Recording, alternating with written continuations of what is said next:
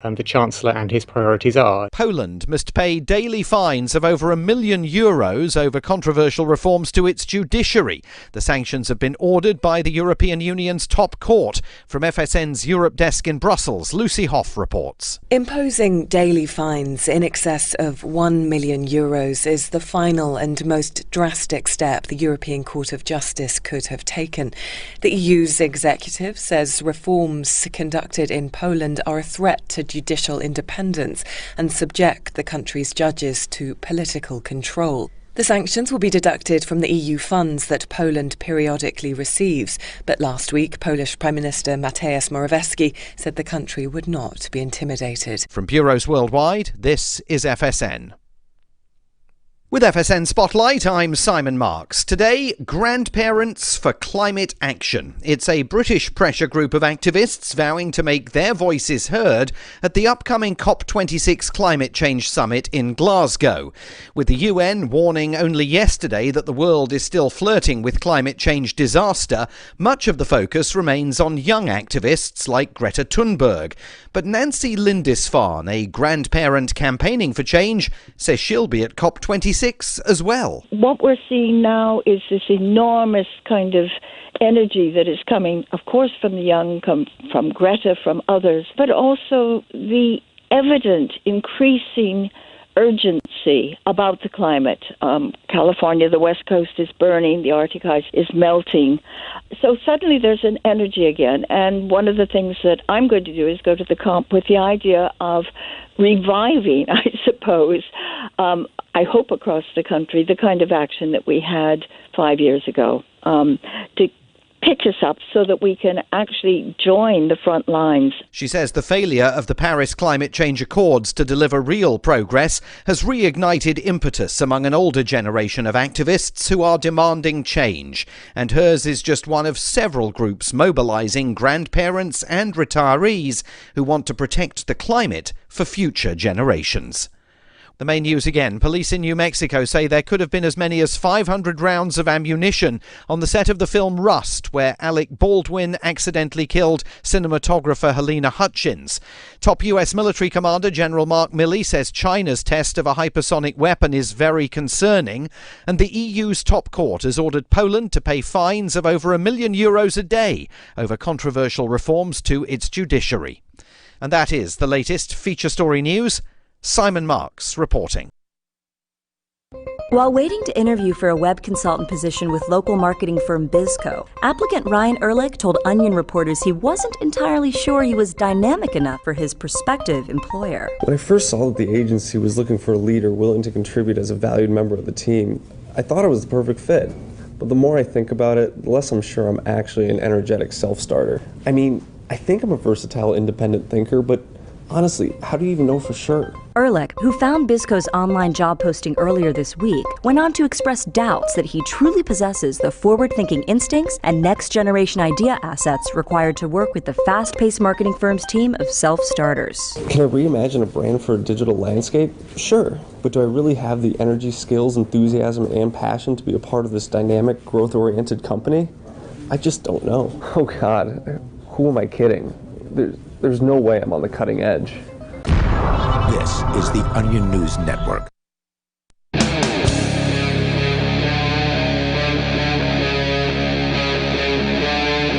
Free Talk Live.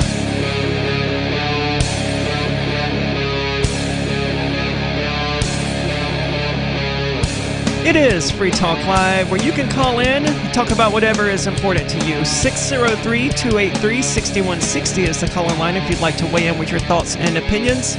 That's 603-283-6160. And with you tonight, it's Aria. And Nikki. And man, I tend to avoid talking about anything related to trans stuff as much as I can. But this story got brought to my attention by someone who was saying that the BBC is being transphobic in their take on this, and I'm not ready yet to get into it, but it's definitely worth talking about, and I'm looking forward to it. But I want to start with something happier, because a local satanic organization has convinced a school district in Delaware County that its dress code was discriminatory against Satanists. Once I saw that, I had to see the article. So Joseph Rose is the founder of a local organization called Satanic Delco, one that I've absolutely never heard of. Says that fellow Satanists with children attending schools within the Rose Tree Media School District, which I've also never heard of, made him aware of the verbiage in the dress code banning any clothing or gear that are, quote, satanic in nature. Now, it doesn't sound like this is a religious school. It's just a public school district saying you can't have clothing that is satanic in nature. It would maybe make sense to me if it was like a Catholic school or something like that, but if it's just a random public school district, I don't see why they wouldn't let kids wear something. I don't either, but that was evidently their policy. Rose said the idea that a public school would allow religious expression in school, but choose to single out and prohibit the expression of one specific religion obviously seemed like a problem for us. Well, it's obviously a violation of the First Amendment. They're a public school. They can't say, hey, you can't have this one particular religious emblem on your clothing. It took about a month of consistent emails and phone calls. Man, this dude must be bored. And phone calls to the district before the superintendent sent out an announcement reading in part, although we have had no complaints or concerns brought forward by any student, parent, or resident, we will remove this language from our current dress code information in the student handbook. So the parents themselves didn't do that. They just contacted Joseph Rose, who did it evidently consistently, emailing and calling daily on their behalf, rather than, requiring the students to do it, because the students are already being discriminated against, told they can't wear what they want to wear. So I don't blame this guy at all for being like, hey, look, no, you don't make yourself more of a target. I'll take care of this for you. Well, and this happens a lot to Satanists. They kind of, Satanism always gets singled out as being like the one religion that you're not allowed to be, basically, especially in public schools. A lot of public schools probably have that verbiage in their handbooks or whatever. Right, and it's because they get their understanding of Satanism from like Hollywood. Yeah, or like Christians. Or Christians, but Christians sort of get theirs from Hollywood as well. Yeah, so it just sort of bleeds out from there. But I've been watching a lot of horror movies this month, like I do every October, and I swear, satanic ritual abuse is like a catchphrase in Hollywood. At least 10 of the movies I've seen have used that exact phrase no less than 20 times throughout the movie. Just satanic ritual abuse, satanic ritual abuse. Yeah. And a few of them handle it really well, talking about how, there was just this hysteria about satanic ritual abuse, but the majority of them just take it seriously and run with it, and of course that creates the perception in the minds of people. That's their only exposure to what a Satanist is what Hollywood tells them it is. Most of these people have no clue what Satanism is about or what a Satanist is. They just think, oh, Satan, the devil, it must be bad. And that's exactly what this woman says. Lisa Cutrafello of Clifton Heights, I wouldn't want a satanic or cultish anything on clothing in schools. But it's obviously a free speech issue. No, she goes on. No, a different person goes on. It's like a free speech issue. Are they going to allow Nazis to be able to put symbols on kids' shirts and send them to school? Asked Donna Willis of Media. I guess that's a place in the school district. I mean, I would say that those are two very different things. Yes, one is a symbol of white supremacy and fascism and, the Holocaust and other horrific things. And the other is a symbol of religious freedom, freedom of expression. This just really shows her misunderstanding of Satanism. It absolutely does. It just sort of raises awareness, said Joseph Rose, for what Satanists are, what we're not, and maybe helps empower us a little when we have to reach out to the next high school, which I'm doing. So apparently there are multiple high schools that are doing this that he's having to reach out to. I mean, obviously, Satanists are not what the media makes them out to be, and that's part of the West Memphis 3. For people who think that it's not that big of a deal, what people think Satanists actually are, considering how much of a minority we are. But there was this kid in West Memphis, Arkansas, who was murdered. Wow. And because these 3 goth Satanist kids who listen to Marilyn Manson and stuff happen to know him, I don't know all of the details anymore at this point, but they were called the West Memphis 3, and they spent a lot of time in prison solely because they were goth kids. And that was how the police interpreted it. They're like, oh no, this was satanic cultism. And this was at the height of the satanic panic. And because of that, they falsified evidence, they lied. So what happened? This kid got murdered and they blamed it on the goth Satanist kids? Yes. Okay. And I don't remember all of the details here. It's a huge saga, and it goes back years. I mean, Disturbed even wrote a song called 3 that is about this very topic, and that's what made me aware of the issue in the first place. But it absolutely happened. Someone got murdered, and the nearby Satanists got blamed because of the satanic panic that was, thriving in the 80s and 90s. So awareness about what Satanists actually are is definitely a good thing. According to Satanic Delco's website, the group does not worship Satan, but rather believes that religion can and should be divorced from superstition. I don't know that it should be divorced from superstition. I certainly agree that it can be. But if you want a religion that's divorced from superstition, which is kind of what Reformed Satanism is, that's cool. But if other people want a religion that's tied to superstition, I don't necessarily see an issue with that. Yeah, to each their own, right? Right. He goes on to say, we do not promote a belief in a personal Satan. To embrace the name Satan is to embrace rational inquiry removed from supernaturalism and archaic tradition-based superstitions. Satanists should actively work to hone critical thinking and exercise reasonable agnosticism in all things. Our beliefs must be malleable to the best current scientific understandings of the material world, never the reverse. Which is largely a statement I agree with. I mean, if that's what one wants to guide them, is scientific understanding of the world, sure. But it's personal liberty above everything else. If another Satanist wants to be guided by a belief in other things other than current scientific understandings, that's also fine. That's their choice to make, how they live their life, what they want to be guided by. And this is why I like the fundamental tenets of the Satanic Temple. There's 7 of them, and they're really misconstrued and obviously misinterpreted by the modern-day Satanic Temple, which is like this hard-left progressive organization because Satanism got overtaken by progressive humanists, and all the more reason that the Reformed Satanic Church exists, and they hold themselves to be God, and they should be the ones making decisions for others. But like the 4th tenet is one's body is subject to one's one's own will, and is inviolable. And of course, they don't like that. They like it when it comes to abortion, but when it comes to having to put a vaccine in your body, oh, no. Suddenly your body's not just subject to your own will alone, but our will. It supersedes your will. So there's a lot of hypocrisy, but still, this guy is doing good things, and I appreciate that, because all of the kids who want to wear Baphomet t-shirts, there can't really be that many of them in Delaware County, Pennsylvania. But hey, for those kids who want to wear pentagrams and Baphomet t-shirts, now they can finally do that.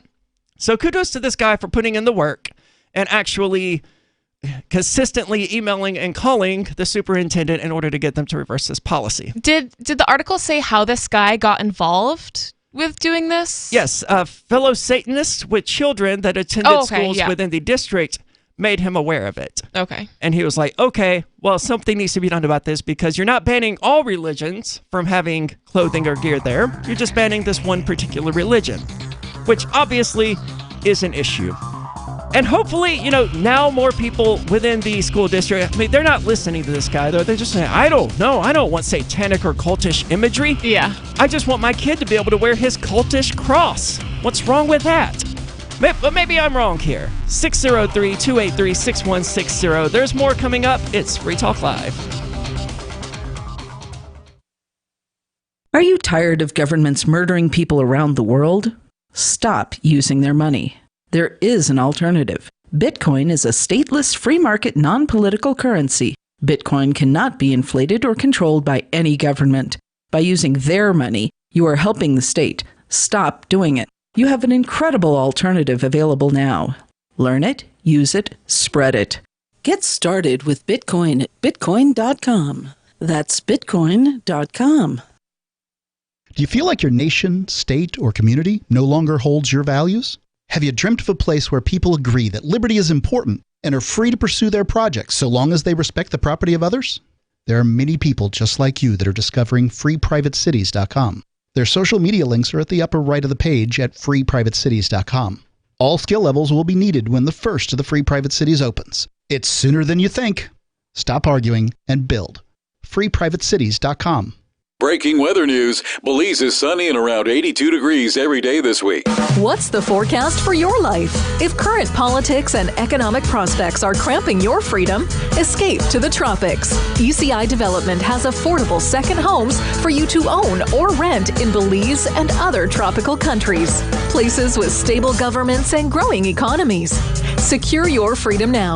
To find out more, send an email to ftl@ecidevelopment.com. When Monster Hunter International discovers one of Isaac Newton's wardstones being auctioned off, they decide to steal it and use it to destroy the Chaos God once and for all. But a mysterious thief upends their plan, and it soon becomes a race against time as something much older and infinitely more evil awakens in the jungles of South America. Monster Hunter Bloodlines by New York Times bestselling author Larry Correia and Baen Books. Visit monsterhunternation.com for more.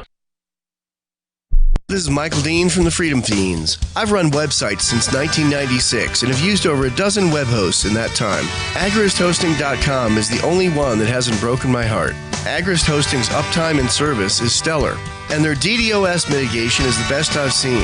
That's important because if you tell the truth in this world, you'll ruffle feathers. And some people will try dirty tricks to silence your voice. No matter what the haters hit us with, Agrist Hosting keeps our websites online. If you have a mission-critical commercial presence or a world-changing activism site, you cannot tolerate any skullduggery. So go with agristhosting.com. Have a WordPress or blog site, but you're not satisfied with performance or uptime? Or just want raw hosting? Want to pay with Bitcoin?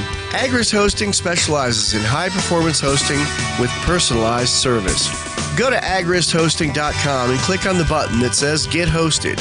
That's agristhosting.com. The LRN.FM social media channels have been revamped. We've eliminated Facebook and focused on other platforms like Twitter and Mastodon, the decentralized alternative to Twitter. On our accounts, you'll find posts from multiple LRN.FM show hosts together in one place. Follow us on Twitter at twitter.lrn.fm, or better yet, move to the decentralized Mastodon social media platform at toot.lrn.fm, toot.lrn.fm. I think you'll like it. My name is Jacob Hornberger. I'm president of the Future of Freedom Foundation, which Congressman Ron Paul awarded for having an outstanding freedom website. Write us at fff@fff.org, and we'll send you a free 3-month subscription to our monthly journal of libertarian essays and our booklet, Economic Liberty in the Constitution, which George Mason University economics professor Walter Williams praised in a recent column. That's fff@fff.org. Yep, we still do email. Drop your email address in the entry box at freetalklive.com, and you'll be kept in the loop with Free Talk Live.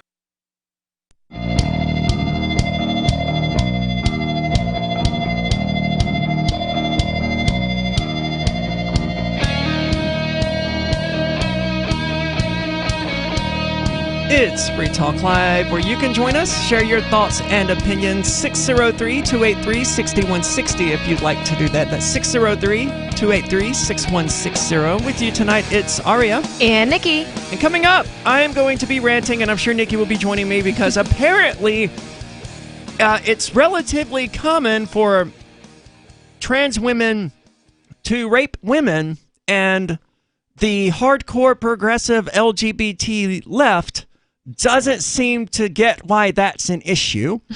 But before we get into that, there's a story that I want to get into that you have about this school district, or this one particular school that was just being overwhelmed with violence and students fighting one another, and they didn't have the security guards to even deal with that.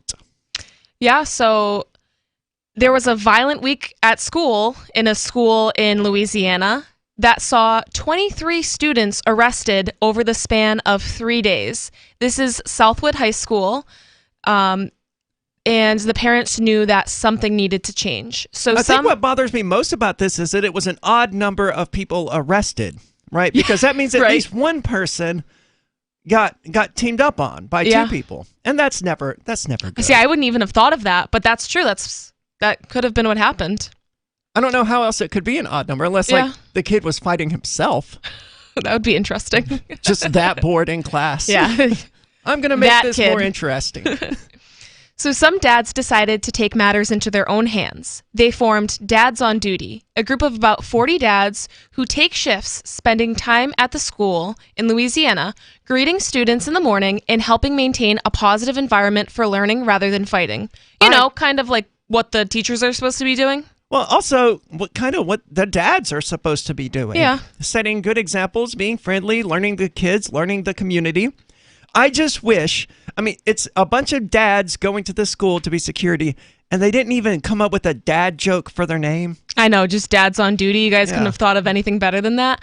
But, you do have a point, though. It is their responsibility to make sure that their kids are decent human beings, that they're nice and kind and not fighting in school. But I think that probably, this is a high school. So that probably should have been established long ago. But it is cool that these guys were able to step in. 40 parents, that's a lot of dads to kind of step up. And, most people don't have the time off of work to be able to work during a school or to volunteer during a school day. So, I don't know, it's interesting. I don't think any other school has ever had anything like this happen. No, but it sounds like a positive program. And, yeah, for sure. Kudos to these dads for seeing a problem and organizing themselves in a way that doesn't involve police or school cops or more security guards or anything like that. It's like, no, we're just going to step up and solve this problem in a peaceful way. They didn't even do anything. They just started greeting other kids and, saying, hey, welcome to school or whatever. Yeah. And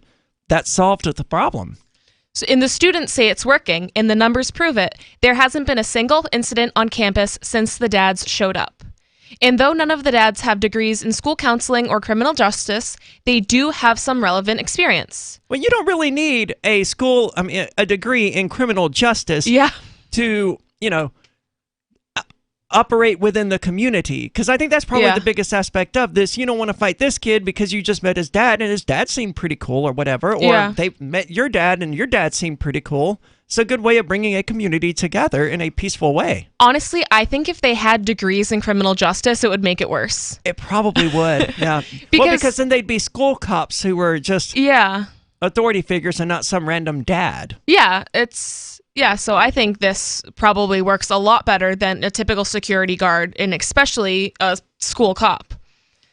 So, well, based on what you told me about Sunday, school cops are beyond useless, arresting a 10-year-old girl for drawing a, quote, mean picture. I don't even think that was a school cop. I think that was like the town cop that came and arrested this little girl for drawing a mean picture of another classmate.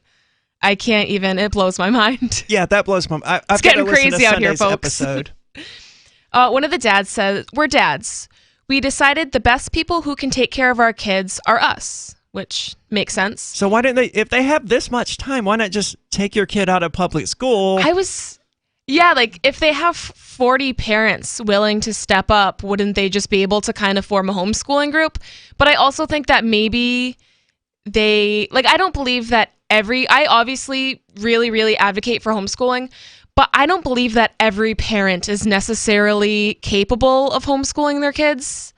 Nowadays, there's online programs, so you can kind of just do something like that. But I don't think, normally there's a certain point where you realize that kids start to surpass their parents in their knowledge. Oh, absolutely. And I think that happens pretty young for some children. Unfortunately, not every adult is educated. That's a fair point. I remember asking my parents for help with math homework in high school, and they were like, nope, you're on your own. These X's and Y's, I don't get it.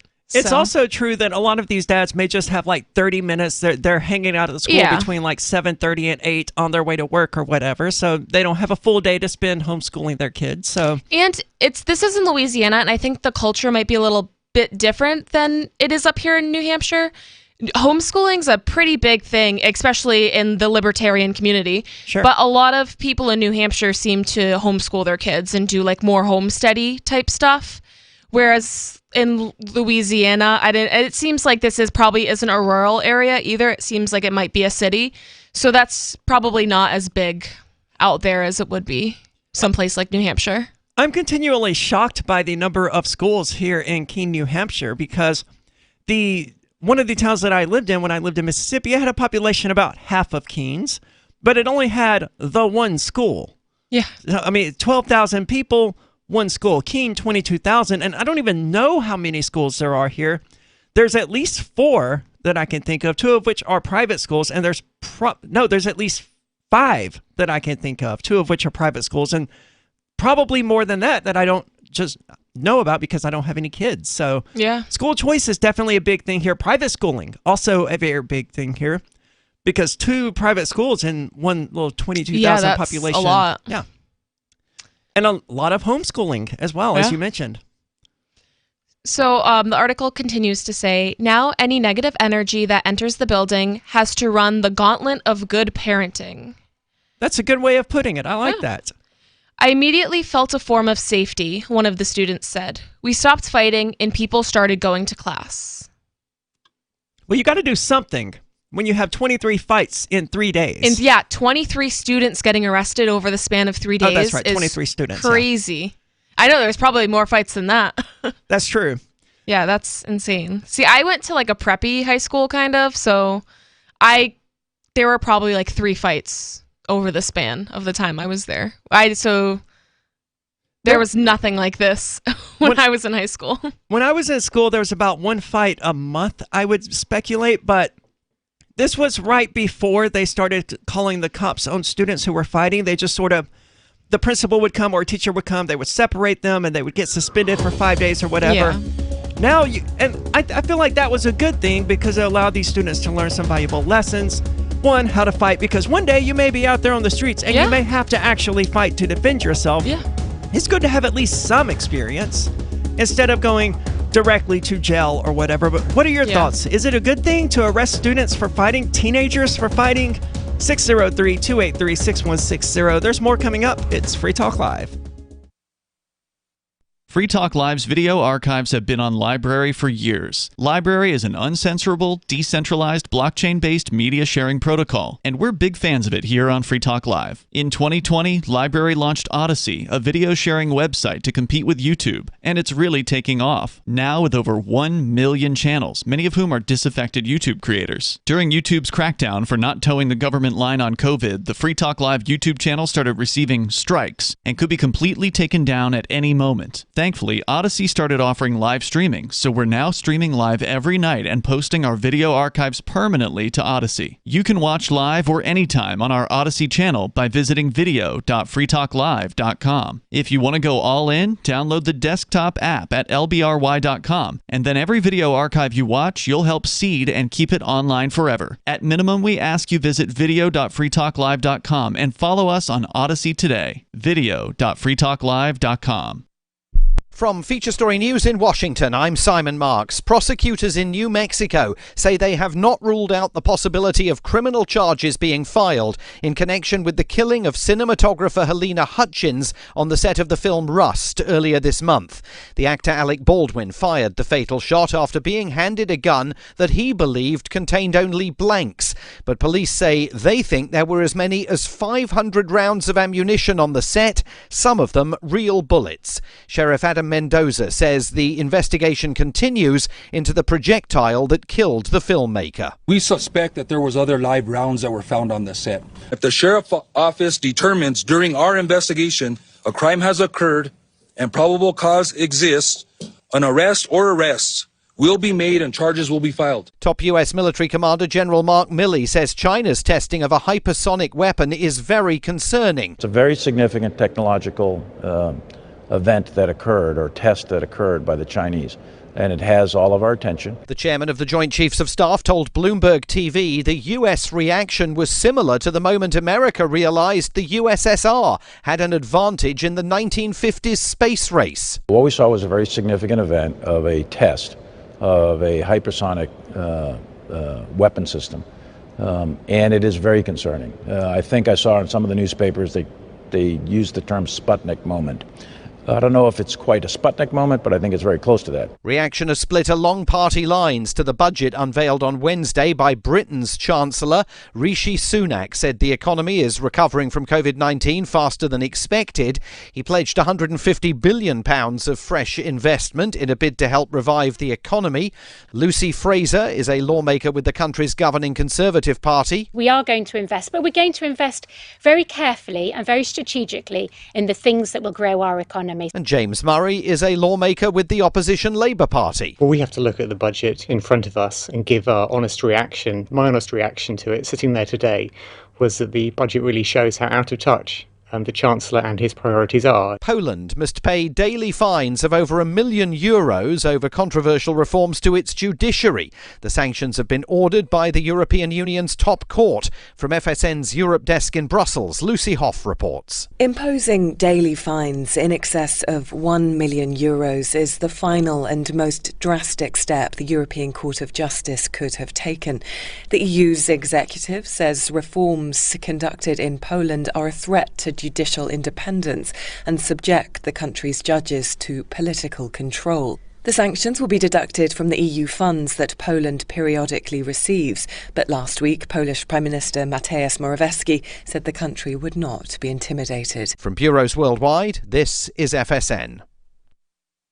Got Telegram? You can follow our channel there and discuss show prep with other listeners at telegram.freetalklive.com.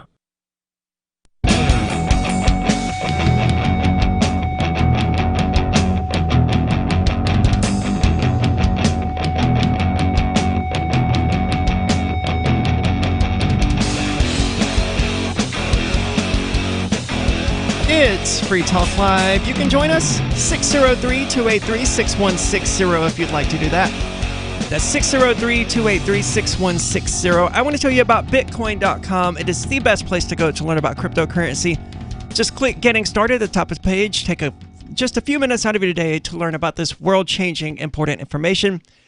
They have a couple of videos there. It just takes you a few minutes, and you can learn the basics of cryptocurrency. You can get in as deeply into it as you want.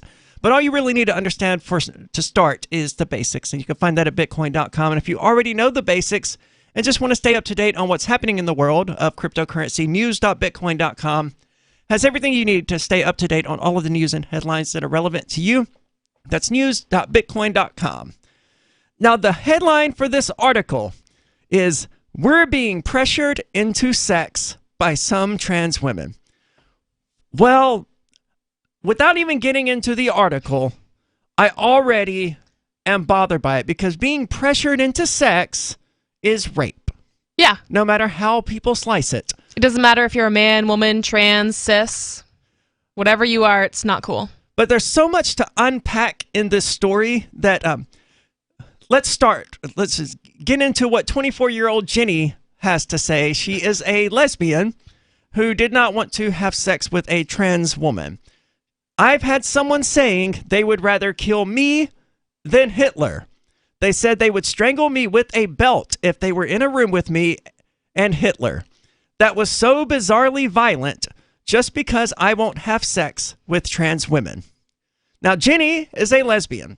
She says she is only attracted to women who are biologically female and thus have female parts. She therefore only has sex and relationships with women who are biologically female. Jenny doesn't think this should be controversial, and I have to agree with Jenny, but not everyone agrees. She has been described as transphobic, a genital fetishist, a pervert, and a TERF, a trans-exclusionary radical feminist. Now, this whole perspective here blows my mind. If not wanting to, let's just say, be in a relationship with a trans woman makes someone transphobic, then not wanting to be in a relationship with a woman would make gay men misogynists. Yeah. It would make lesbians misandrists.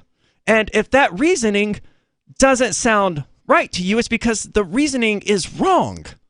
There's nothing about having, I want to say preference, but I want to unpack that later because they're painting this whole thing as just a preference. But it is not really. I mean, it's her actual sexual orientation, you know, it's who she's attracted to for relationships and for, you know, whatever. That's exactly it. There's a common argument that they try and use that goes, what if you met a woman in a bar and she's really beautiful and you got on really well and you went home and you discovered that she's a trans woman? Would you just not be interested? Well, yes, because even if someone seems attractive at first, you can go off them, at which I think she means you can be turned off by them. I just don't possess the capacity to be attracted to people who are biologically male, regardless of how they identify, which sounds to me like a reasonable position. The author became aware of this particular issue after writing an article about sex, lies, and legal consent. Several people got in touch with the author to say that there was a huge problem for lesbians who were being pressured to accept the idea that male genitalia can be a female organ. I knew this would be a hugely divisive subject, but the author wanted to find out how widespread the issue was. And judging by this article, it's pretty widespread. Ultimately, it has been difficult to determine the true scale of the problem because there has been little research on this topic, only one survey to my knowledge. However, those affected have told me the pressure comes from a minority of trans women, which is good. It's just a minority doing this. But there's also social pressure here, and we're going to get into that later with lesbians being concerned that if they say no, they don't want to date a trans woman, even though the trans woman herself didn't say something like, hey, if you don't date me, I'm going to call you transphobic. Fear of that happening has caused lesbians to actually date trans women that they didn't actually want to date. So it isn't just individual pressure, it's social pressure. And that's so toxic. Like, imagine someone, being in a relationship with someone and knowing that they were just in that relationship with you just so they wouldn't seem transphobic. Like, that's worse. It is. It's a toxic relationship created within a toxic society. Lesbians describe being harassed and silenced if they try to discuss the issue openly. Look, I see that all the time. Anytime you step outside the mainstream trans sphere, you're silenced, you're harassed, or you're bullied. A friend of mine in the UK who happens to be trans wrote an article about Dave Chappelle and pointed out something that I said about it, and people were asking her, why do you remain friends with Arya? She's so transphobic or whatever. And I'm obviously not transphobic, but I stepped outside the narrow thinking that they require of people in order to be, quote, on their side. She says one thing that, this is a tweet she's quoting, is written by a trans woman. One thing every lesbian deals with is straight dudes telling them if only they'd give them a chance, they might realize they're actually straight. Trans activists have that same energy. Let people date who they want to date. If someone rejects you, it's none of your business why. And I tend to agree with that as well. No one owes me an explanation of why they don't want to date me. And if they do give me an explanation, hey, that's their explanation. I can't say, oh no, you're wrong for these reasons. No, they don't want to date me. They're not wrong. It's just all I can do is respect that and carry on with my life. And it seemed like everybody understands this when it comes to heterosexual relationships or even, most regular gay relationships. But the second you throw like non-binary or trans people into the mix, it just makes people all confused. And it's like, no, the same rules apply. We don't have to make this complicated. If you don't want to date somebody, it doesn't make you transphobic. It just means that this person is a lesbian with a preference for biological females. Which is totally valid. I mean, that's sort of what I always understood a lesbian to be. Yeah. One of the lesbian women that I spoke to, she changed the names to all of these people. Amy told me she experienced verbal abuse from her own girlfriend, a bisexual woman who wanted them to have a threesome with a trans woman. When Amy explained her reasons for not wanting to, her girlfriend became angry. The first thing she did was call me transphobic. She immediately jumped to making me feel guilty about not wanting to sleep with someone. And that's so horrifying that anyone would do that, much less that it seems to be relatively common within the LGBTQ community. She said the trans woman in question had not undergone gender reassignment surgery. I know there is zero possibility for me to be attracted to this person, Amy said. I can hear their male vocal cords. I can see the male jawline. I know under their clothes what there is. These are physical realities that as a woman who likes women, I just can't ignore. Amy said she would feel this way even if a trans woman had undergone surgery, which some opt for, but many don't. Soon afterwards, Amy and her girlfriend split up. Wow, this made them break up? Yes. I mean, that might not be the reason, but it sounds like it. It sounds like it was probably the reason, and I only hope that Amy was the one who ended the relationship with this toxic human being that tried to guilt-trip her into having sex with someone else. That's so wrong. And if you think about it, so the lesbian couple, if it was a man that's identifying as a man, and she was like, oh no, I'm not attracted to men, sorry, we wouldn't call her sexist. No, she wouldn't be a misandrist just for that reason. I mean, it's okay to have a sexual orientation. Yeah. But from what she says, it sounds like Amy was the one who got broken up with. And it sounds like it was about this. I remember she was extremely shocked and angry and claimed my views were extremist propaganda and inciting violence towards the trans community, as well as comparing me to far-right groups, she said, which I understand far-right groups to be Nazis. So, and based on someone saying earlier, if I was in a room with you and Hitler, I would strangle you with the belt. I have to imagine she was being called a Nazi by her then girlfriend, and that's probably what led to this breakup. There's more coming up on this, and it gets so much more bizarre, so much worse than what we started out with. 603-283-6160. You can weigh in, 603-283-6160. It's Free Talk Live. We have some good news. The indictments against Ross Ulbricht in the District of Maryland were dismissed with prejudice, meaning they can never be refiled. This is especially good because those indictments contain the only charge ever made that Ross engaged in murder for hire. This was a serious allegation that Ross Ulbricht denies. It was never prosecuted or ruled on by a jury, but was trumpeted by the federal government and the media as if it were proven fact. The Maryland court held these indictments for almost 5 years, poisoning Ross's case and leaving him under a cloud of unproven allegations.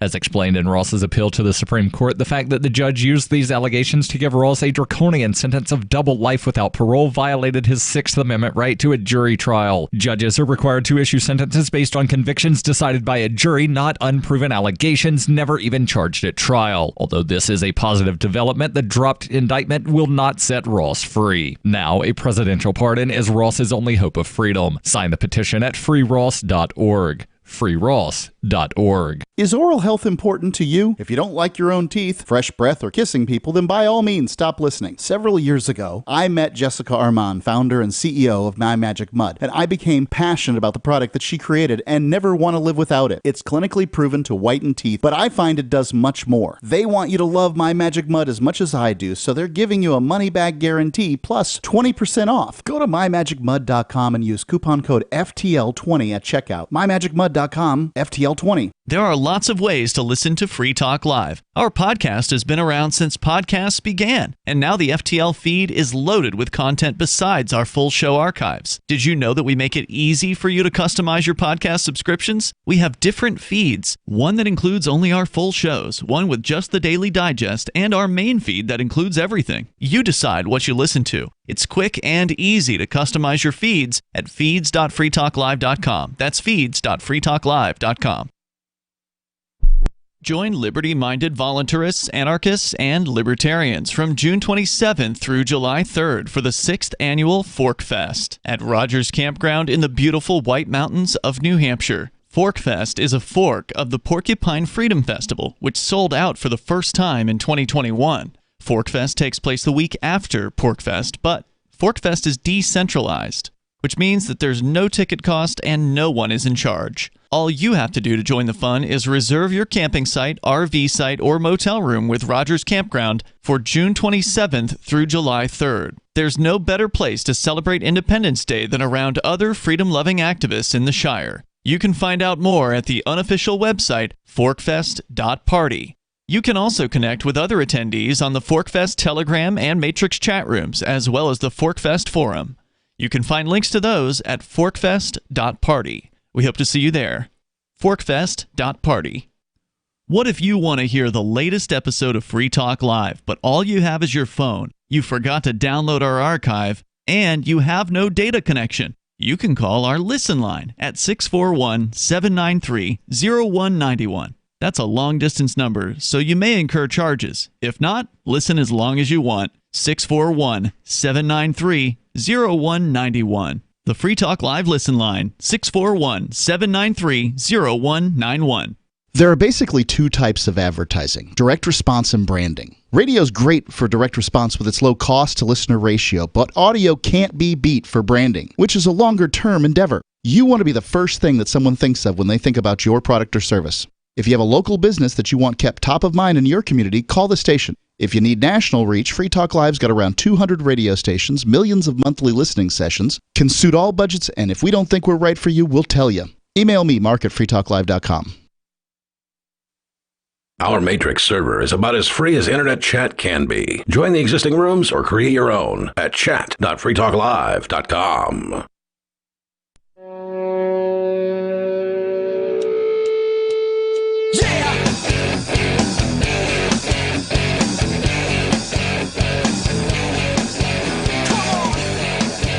It's Free Talk Live. You can join us, 603-283-6160 if you'd like to weigh in with your thoughts and opinions. That's 603-283-6160. And with you tonight, it's Aria. And Nikki. And we're talking about this story here where evidently lesbians are having their sexual identity as lesbians sort of erased by this pressure from sometimes individual trans women, but that seems to be more uncommon. There seems to be a lot more of a sort of social pressure going on here. And that's where Chloe comes in. She felt so pressured that she ended up having sex with a trans woman at university after repeatedly explaining she was not interested. They lived near each other in halls of residence. Chloe had been drinking and does not think she could have given proper consent. She says, I felt very bad for hating every moment because the idea is we are attracted to gender rather than sex. And I did not feel that, and I felt bad for feeling like that. That is so awful. That is. And that's not because any particular trans woman ever said, like, hey, if you're not interested in me, you're transphobic. It's because there's some sort of underlying social pressure here that the trans community has to deal with, because stuff like this is clearly happening and it has to be dealt with. Ashamed and embarrassed, she decided not to tell anyone. The language at the time was very much trans women are women. They are always women. Lesbians should date them. And I was like, that's the reason I rejected this person. Does that make me bad? Am I not going to be allowed to be in the LGBTQ community anymore? Look, the LGBTQ community was the one that created those circumstances where you felt pressured into doing this in the first place. Just do like me and don't have anything to do with that community because it's toxic. It's toxic because it's doing stuff like this. Am I going to face repercussions for that? So I didn't tell anyone. Hearing about experiences like these led one lesbian activist to begin researching the topic. Angela Wild is co-founder of Get the L Out, whose members believe the rights of lesbians are being ignored by much of the current LGBTQ movement, which, based on what we're seeing here, I kind of agree with it. She and her fellow activists have demonstrated at Pride marches in the UK, where they have faced opposition. Pride in London accused the group of, quote, bigotry, ignorance, and hatred. Lesbians are still extremely scared to speak because they think they won't be believed because the trans ideology is so silencing everywhere, she said. And look, trans people aren't very common. And Dave Chappelle is Dave Chappelle. But there was a legit possibility, very brief, that the trans community was going to successfully get Dave Chappelle's special kicked off of Netflix. Yeah. That's a disproportionate amount of power. To pretend like that level of power being wielded recklessly in ways that they don't intend to pressure lesbians into having sex with trans women can't possibly happen is dangerous. And it's not just trans women that are doing stuff like this. It's mostly other people speaking on trans women's behalf. Very true. Or, trans people in general speaking on their behalf. And we saw that a lot for another example, with the Black Lives Matter thing. It was pretty much a bunch of white girls that were speaking for black people. Yeah. And it's like, no, isn't that the whole point? Like, it's their time to talk now. But it's, people just always have to be they have to be the hero. Well, I don't know any of the trans employees at Netflix who were upset at Dave Chappelle or whatever, but based on how upset they were about Netflix running the latest special, I can't imagine that they wouldn't cry foul if some lesbian told them, no, I'm not interested in you. Yeah. You're trans. Because that's just sort of the mindset they breed, that they have to be 100% accepted, and that includes by lesbians, or everyone is transphobic. I also don't know why it's a huge surprise that lesbians might not like penises. I mean, to me, that's like makes common sense, right? Yeah. And we don't hear about the issue in the other direction, where trans men, which a woman who transitioned to a man, is upset because a gay guy doesn't want to have anything to do with her. Yeah. We hear that and we go, well, of course, idiot, that makes perfect sense. Yeah. But when it comes to lesbians, suddenly it doesn't make sense anymore. And I'm like, no, the same rules still apply. And it's not weird, it's normal. Lesbians are still extremely scared to speak because they think they won't be believed. Angela created a questionnaire for lesbians and distributed it via social media, then published the results. She said that of the 80 women who did respond, which is not a very large pool of people, 56% reported being pressured or coerced to accept a trans woman as a partner. While acknowledging the sample may not be representative of the wider lesbian community, she believes it was important to capture their points of views and stories. Well, that's at least more than 40 lesbians who reported being pressured or coerced into having a particular sexual partner. And once again, being pressured or coerced is rape. Yeah. It's not sex. As well as experiencing pressure to go on dates or engage in sexual activity with trans women, some of the respondents reported being successfully persuaded to do so. Okay, so it's not at least 40 women who were raped. They just felt pressure. So let me clarify that. I thought I would be called a transphobe, or that it would be wrong of me to turn down a trans woman who wanted to exchange nude pictures, one wrote. Young women feel pressured to sleep with trans women, quote, to prove I am not a TERF. Oh, God. Which is a trans exclusionary radical feminist. And that's a culture created by trans women who created the word TERF to describe cis women. I don't think it was ever meant to apply to lesbians.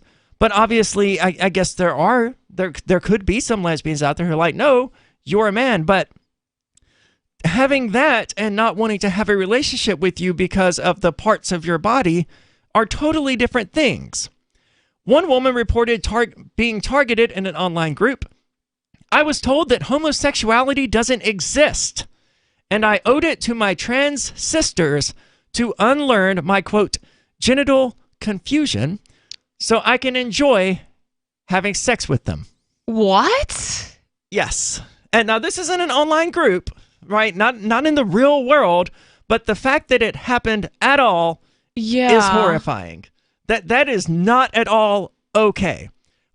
And that's sort of what the argument is here. Homosexuality, she was told that homosexuality doesn't exist, which is counter to everything the LGBT community has been saying for like the last 60 years.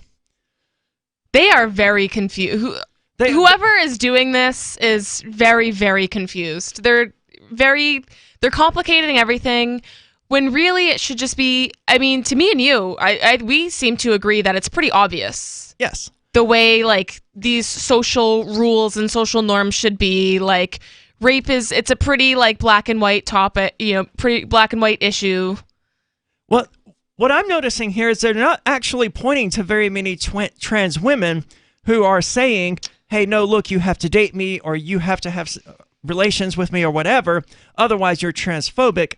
They're just talking about this massive social pressure. Yeah. Or other people who may or may not be trans, allies, most likely, speaking up and saying, oh, no, you can't do this. That's transphobic. Not seeing yet any actual trans women who said, hey, no, you're transphobic if you're not interested in me. One of these women compared going on dates with trans women to so-called conversion therapy, the controversial practice of trying to change someone's sexual orientation. Well, yeah, because it kind of is conversion therapy. I knew I wasn't attracted to her, but internalized the idea that it was because of my trans misogyny. Oh, God. and that if I dated them for long enough, I could start to be attracted to them. It was DIY, do-it-yourself, conversion therapy, she wrote. And this is real. This is happening. And it's because trans people have created so much pressure that you have to accept them as just totally normal women. And this is something I've avoided since I transitioned. I'm like, look, I've never actually asked anyone to call me she or her or to call me a woman or whatever. And I said, if you're going to, you still kind of have to put an asterisk there. I'm not just a woman. I'm a trans woman. And I don't care if you recognize that because I recognize that. Yeah. That is who I am. Another reported a trans woman physically forcing her to have sex after they went on a date, which by any standard is rape.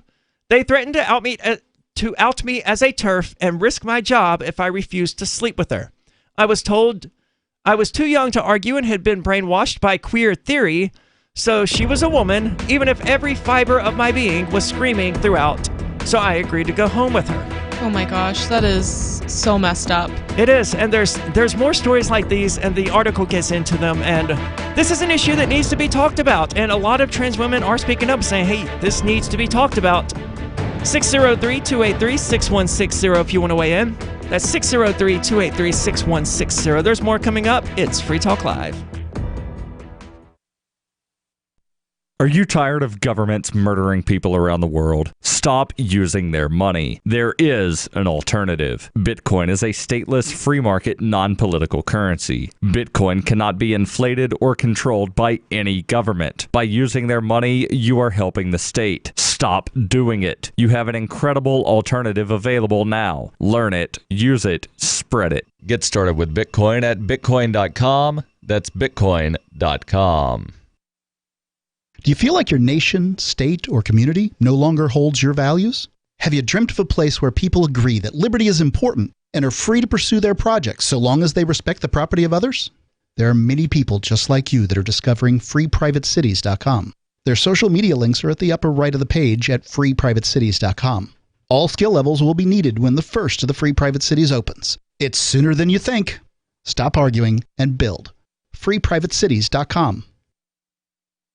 Looking for a great real estate investment? Consider New Hampshire, which is ground zero for the Liberty Movement. Your first call should be to Mark Worden from Porcupine Real Estate. He's more than just a real estate agent. He's your New Hampshire concierge. Where are the best places to live? Do you want farm, city, the burbs, or forest? Do you want a duplex or multifamily building so that renters pay your mortgage? There are homes in all price ranges in New Hampshire, and Mark can help with financing too. Invest in liberty and property. Mark Worden can help. PorcupineRealEstate.com.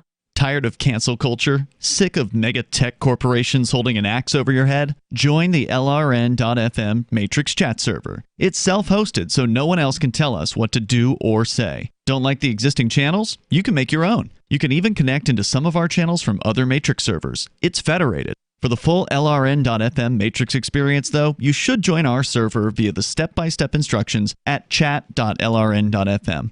Chat.lrn.fm. You're listening to the live edition of Free Talk Live. Hour number 2 is next after the news here on the Liberty Radio Network at LRN.FM. From Feature Story News in Washington, I'm Simon Marks. Prosecutors in New Mexico say they have not ruled out the possibility of criminal charges being filed in connection with the killing of cinematographer Helena Hutchins on the set of the film Rust earlier this month.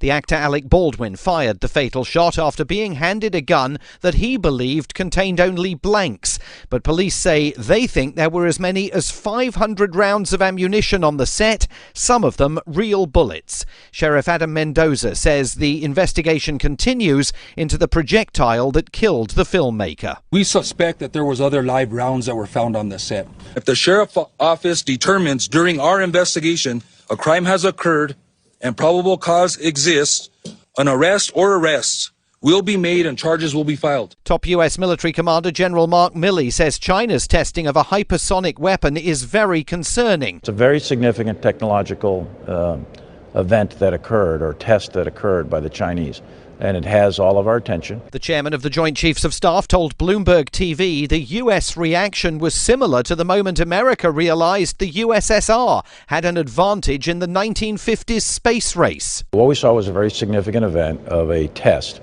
of a hypersonic weapon system. And it is very concerning. I think I saw in some of the newspapers they used the term Sputnik moment. I don't know if it's quite a Sputnik moment, but I think it's very close to that. Reaction has split along party lines to the budget unveiled on Wednesday by Britain's Chancellor. Rishi Sunak said the economy is recovering from COVID-19 faster than expected. He pledged £150 billion of fresh investment in a bid to help revive the economy.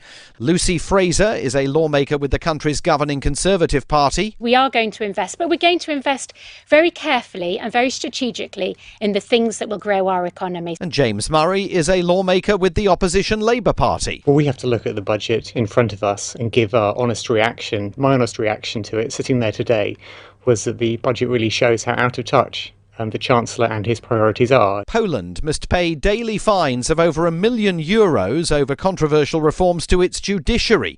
The sanctions have been ordered by the European Union's top court. From FSN's Europe desk in Brussels, Lucy Hoff reports. Imposing daily fines in excess of €1 million is the final and most drastic step the European Court of Justice could have taken. The EU's executive says reforms conducted in Poland are a threat to judicial independence and subject the country's judges to political control. The sanctions will be deducted from the EU funds that Poland periodically receives, but last week Polish Prime Minister Mateusz Morawiecki said the country would not be intimidated. From bureaus worldwide, this is FSN. With FSN Spotlight, I'm Simon Marks. Today, Grandparents for Climate Action. It's a British pressure group of activists vowing to make their voices heard at the upcoming COP26 Climate Change Summit in Glasgow. With the UN warning only yesterday that the world is still flirting with climate change disaster, much of the focus remains on young activists like Greta Thunberg. But Nancy Lindisfarne, a grandparent campaigning for change, says she'll be at COP26 as well. What we're seeing now is this enormous kind of energy that is coming, of course, from the young, from Greta, from others, but also the evident increasing urgency about the climate. California, the West Coast is burning, the Arctic ice is melting. So suddenly there's an energy again. And one of the things that I'm going to do is go to the COP with the idea of reviving, I suppose, I hope across the country, the kind of action that we had 5 years ago to pick us up so that we can actually join the front lines. She says the failure of the Paris Climate Change Accords to deliver real progress has reignited impetus among an older generation of activists who are demanding change. And hers is just one of several groups mobilising grandparents and retirees who want to protect the climate for future generations. The main news again. Police in New Mexico say there could have been as many as 500 rounds of ammunition on the set of the film Rust, where Alec Baldwin accidentally killed cinematographer Helena Hutchins. Top US military commander General Mark Milley says China's test of a hypersonic weapon is very concerning, and the EU's top court has ordered Poland to pay fines of over €1 million a day over controversial reforms to its judiciary. And that is the latest feature story news. Simon Marks reporting. A new report from the Department of Health and Human Services urges Americans to do something, anything at all. According to the study, getting off your ass and doing any sort of physical or mental activity could have positive health effects. Look, we're not expecting you to go to the gym. That's clearly not happening. Just walk outside for a few blocks and then come back home. You can bring potato chips if that's what it'll take. For many years, the health department has encouraged Americans to watch less TV, but this report reverses that, saying, quote, watch whatever the hell you want, but at least pay attention and remember who the characters are, or just admire the colors. Colors are pretty. It's expected that following the advice in this report will cut down on the largest cause of death among Americans, laying on your back until your mouth fills up with saliva and you drown. Following the report's release, the most popular exercise now seems to be masturbating, but researchers warn that if you do it in public, stick to the sidewalk or you might get hit by cars. This is the Onion News Network.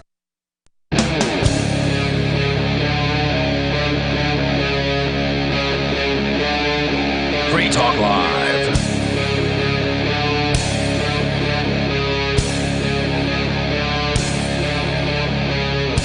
It's Free Talk Live, where your calls and thoughts are welcome. Whether you want to carry on with what we've been discussing or change the subject entirely, it's up to you. 603-283-6160 if you'd like to call in. That's 603-283-6160. With you tonight, it's Aria. And Nikki. And we have an alternative story to this coming up that is calling the BBC transphobic over this article that they have run. And for those who haven't been listening, the article here describes in detail, well, not in detail, this massive social pressure.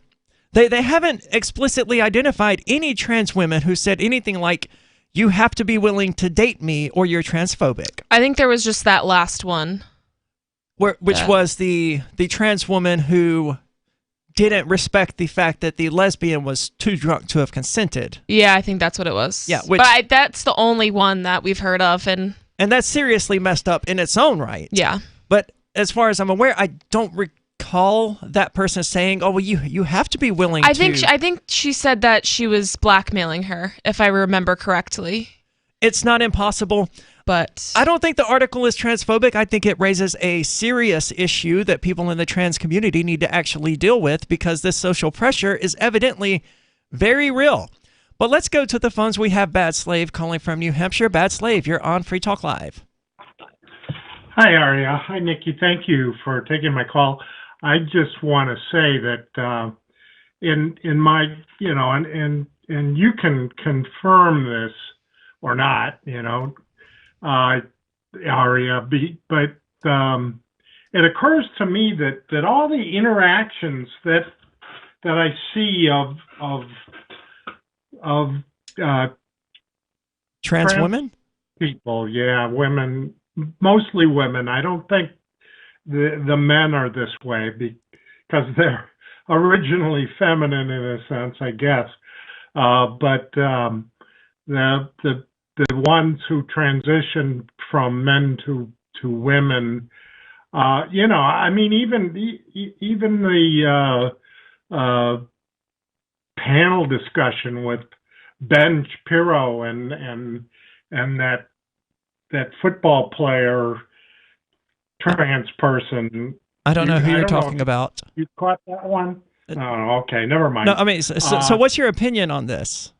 Well, my opinion is that trans people are naturally somehow, more likely to be just not fun people, not great people, not, I think I'm probably an extremely fun person. Well, I would consider you definitely, on the other side of that, as you say. But I think that and you may have more contacts with that they have higher expectations than what just normal people have. I don't think they have higher expectations. They have unrealistic expectations. Like, I know a fair number of trans women. I was walking down the streets of Keene back when I was running for sheriff, and I happened across someone who recognized me. They stopped and they introduced me to, quote, a trans woman friend of theirs who had a full-on 5 o'clock shadow, shaved head, something like 280 pounds, and I walked away from the situation as fast as I could because there was no way I could bring myself to call this person she.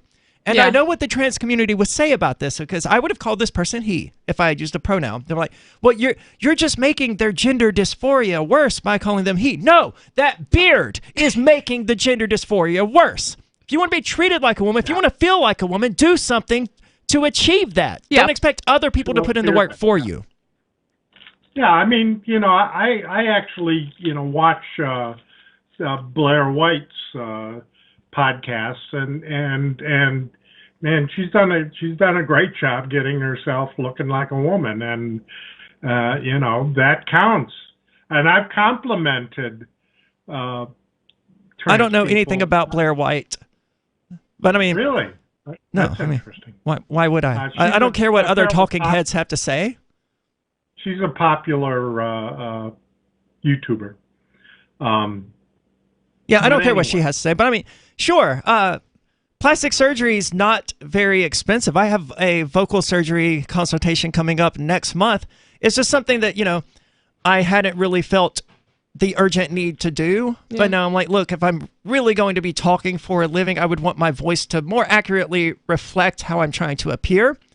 And, there's some facial reconstruction, not facial reconstruction, but there's some facial cosmetic surgery and stuff like that in the works. But that's just a matter of plastic surgery. And I agree, those things are good. It makes it easier for people. But if someone is just willing to put in the effort, I'm willing to work with them. Right. But if they're not willing to put in the effort, I don't require them to have any sort of plastic surgery or vocal feminization surgery. And I know one person who just started transitioning, and I'm going with there at this point. They're super excited about vocal training surgery. Not vocal training surgery, vocal training and all of this stuff.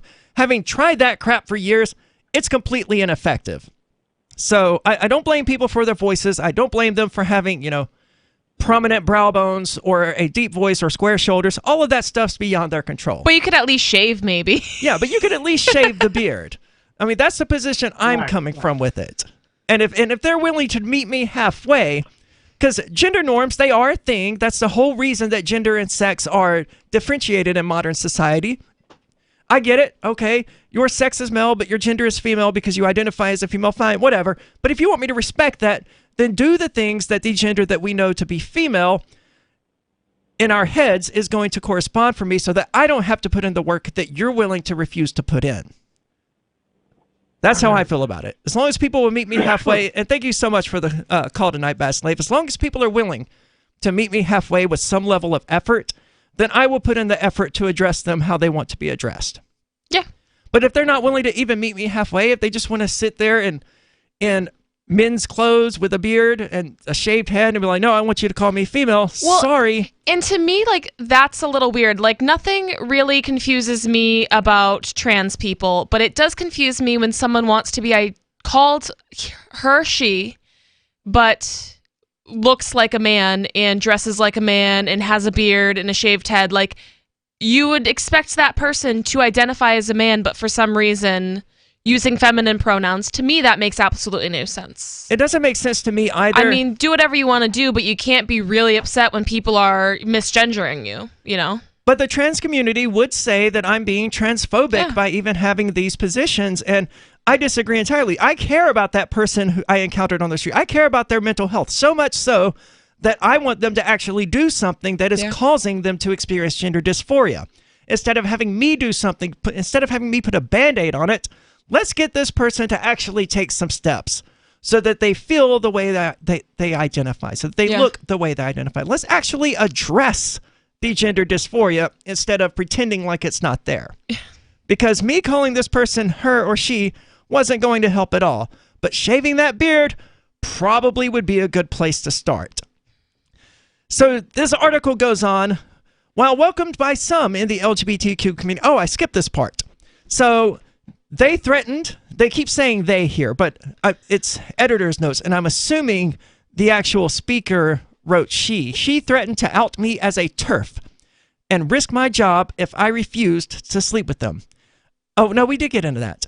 They used that's the one that I was remembering. Yes, they used physical force when I changed my mind upon seeing them and raped me. Angela's report was described as transphobic by others.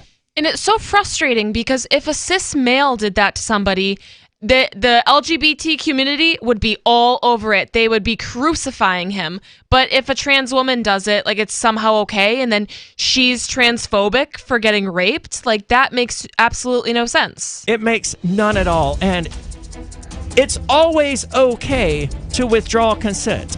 You don't have to give a reason. If someone gets undressed and you're about to have sex with them, it is always 100% okay to say, you know what, no, I don't want to do this anymore. And if it doesn't end there, then it's rape.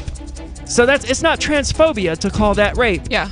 It's immoral. It's evil to act like that's anything but rape. And that shouldn't have to be spelled out. It's Free Talk Live. Breaking weather news. Belize is sunny and around 82 degrees every day this week. What's the forecast for your life? If current politics and economic prospects are cramping your freedom, escape to the tropics. ECI Development has affordable second homes for you to own or rent in Belize and other tropical countries. Places with stable governments and growing economies. Secure your freedom now. To find out more, send an email to ftl@ecidevelopment.com. After a devastating war, the alien visitors were driven back, and their willing human collaborators were left behind to face the music. When Emma Jean Anderson's ex-lover springs her from prison, Nathan Foster and his 14-year-old nephew Ben are tasked with bringing the pair to justice. An easy enough job until they discover something is inside Emma Jean, and the fate of the planet hangs in the balance. The Family Business by Mike Coopery from BaneBooks.com. Are you tired of governments around the world killing innocent people? Stop using their money. There is an alternative. Bitcoin is a stateless, free market, non-political currency. Bitcoin is money that cannot be inflated or controlled by any state. By continuing to use their money, you're perpetuating the killing. Stop doing it. You have an incredible alternative available to you now. Learn it, use it, spread it. Get started with Bitcoin at Bitcoin.com. It's Bitcoin.com. Do you feel like your nation, state, or community no longer holds your values? Have you dreamt of a place where people agree that liberty is important and are free to pursue their projects so long as they respect the property of others? There are many people just like you that are discovering freeprivatecities.com. Their social media links are at the upper right of the page at freeprivatecities.com. All skill levels will be needed when the first of the Free Private Cities opens. It's sooner than you think. Stop arguing and build. freeprivatecities.com. The Shire Free Church offers a sanctuary to those seeking an escape from state churches. The Shire Free Church is an interfaith, diverse group of people that may not share identical theological beliefs. As a member in or minister of the Shire Free Church, you are a sovereign individual and may be the faith of your choice. We don't claim to have all of the answers. We are open to all peaceful people. We want to learn from each other.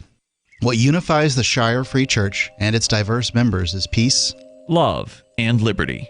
There are many paths to God, one for every individual. The Shire Free Church does not define a specific path beyond those parameters that must be your foundation.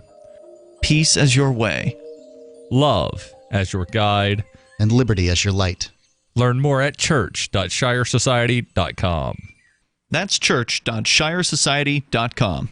Some of you asked, and now we've delivered. LRN.FM's live Keene, New Hampshire studio shows are now streamed in HD on Twitch. Visit our channel at twitch.lrn.fm and give it a follow. If you have Amazon Prime, you get one free subscription on Twitch. If you use it on our channel, Twitch will give LRN.FM a monthly piece of your Prime subscription cost. So please watch, follow, share, and subscribe to twitch.lrn.fm. That's twitch.lrn.fm.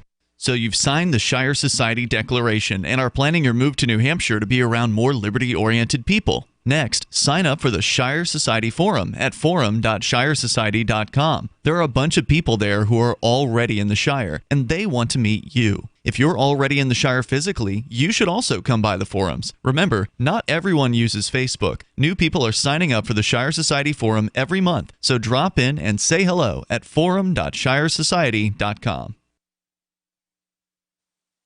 You can stick it to the man and big tech. Join our FTL social mastodon at social.freetalklive.com.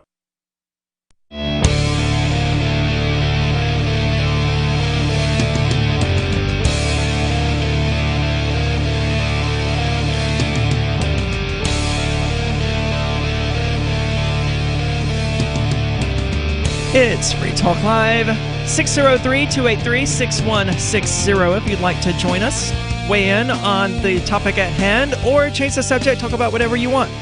That's 603-283-6160. With you tonight, it's Aria. And Nikki. And last year we told you about Intercoin, which can help any business or organization launch their own currency or raise money using their own token. Now, Intercoin.org has launched worldwide, so if there's a token you want to launch or an app you want to build, go to Intercoin.org, enter your email, and the team there will get in touch with you to learn about your needs And while you're there, if you want, get some of the Intercoin investor tokens for yourself. That's intercoin.org, INTERcoin.org. Let's go to the phones. We have Kadu calling. Kadu, you're on Free Talk Live. Yes, I've been suffering from a serious case of genital confusion. And I sort of am too after this article. Just to help aid in my healing process, can I ask for my betterment? How can I learn to love Big Dick? Hey, dude, you can't say that. Sorry, gotta drop your call there. A little bit too vulgar there, Kadu, but we do have a dump button, so luckily that went into effect. Anyway, we have Dave calling from New Hampshire. Dave, you're on Free Talk Live. Yeah, caught me off guard there. I thought he was going to go for at least 20 seconds. Yeah, I was a bit surprised as well. I mean, it's not the question that we necessarily have to object to, but the terminology used. Yeah, radio rules. Yeah. That's a good question for Freer Talk Live. We don't have one currently scheduled, but that's a good question for Freer Talk Live, not the radio show. So what's on your mind tonight, Dave? I had an epiphany the other day, about 9 months late. Thinking about that, our Pearl Harbor, the 316, the raid on your studio, and so many Bitcoiners around New Hampshire by the feds. I think we learned something important from that and from the aftermath from it that hasn't been discussed much yet. Is that we should have gone to Japan on March the 15th? Oh, maybe, but that's one thing, maybe. But there used to be this sort of, I think of it as sort of an Eric Voorhees or Adam Kokesh approach where like, this Free State Project thing is really interesting. We're really interested in moving to what's that thing over there? It's a shiny Bitcoin. And they just sort of, actually Adam didn't cancel any plans, but I think they both kind of had this idea that that's the key to getting our freedom is Bitcoin and the monetary freedom and so forth. And I think what we learned on 316 was that the Bitcoin community, although the Bitcoin itself is great, I love it, and I love those guys, but the Bitcoin community actually was not useful at all, almost, in defending you guys when you were arrested. And I expected well, certainly not. So much more. There's a huge rift in the Bitcoin community between the Bitcoin community and the libertarian Bitcoin community. We're motivated by philosophical reasons. The Bitcoin community, they just want to make money. They don't care about the philosophical reasons behind Bitcoin or destroying the Fed or decentralizing the currency or freeing people so their lives aren't being destroyed by inflation. They don't care about any of that. They just care about making money. The libertarian faction of the Bitcoin community also did not impress me. There was hardly any coverage at all in the Bitcoin press, which is widespread. There's a lot of Bitcoin press now. CoinDesk is the only, maybe a couple others, were the only ones that did good reports at all on what I envisioned in 2017 that the Bitcoin community, and I think I was part of this, the Bitcoin community could rise up together when members of, at least some of them could rise up when some of them were targeted, and they just didn't, not even in the form of telling people that it happened. Well, I don't know that I agree. I can't Google everything that's going on. I know that The Verge wrote a really lengthy and fair article. It almost seemed like we converted the guy who wrote the Verge article to our philosophical understanding of cryptocurrency and the reasons that we believe in it as a valuable tool for securing liberty. He's another one of the exceptions. He's another one of the exceptions, like CoinDesk was. I mean, Bitcoin.com also wrote an article about us. I mean, it's good, hard to get bigger coverage than Bitcoin.com. Most of them just ignored it, and what happened was who is most of them? I don't know. I could hardly ever find any articles about it in the Bitcoin. Well, you said CoinDesk covered it, Bitcoin.com covered it, The Verge covered it. There's dozens and dozens of outlets, and the coverage was but you can't name one of them? Actually. Of the other crypto outlets, well, I stopped reading them once I noticed they weren't doing what I thought would be helpful for us. And so I've kind of forgotten but there are dozens of them out there, and I went through them carefully in April to see which of them had bothered to cover this event.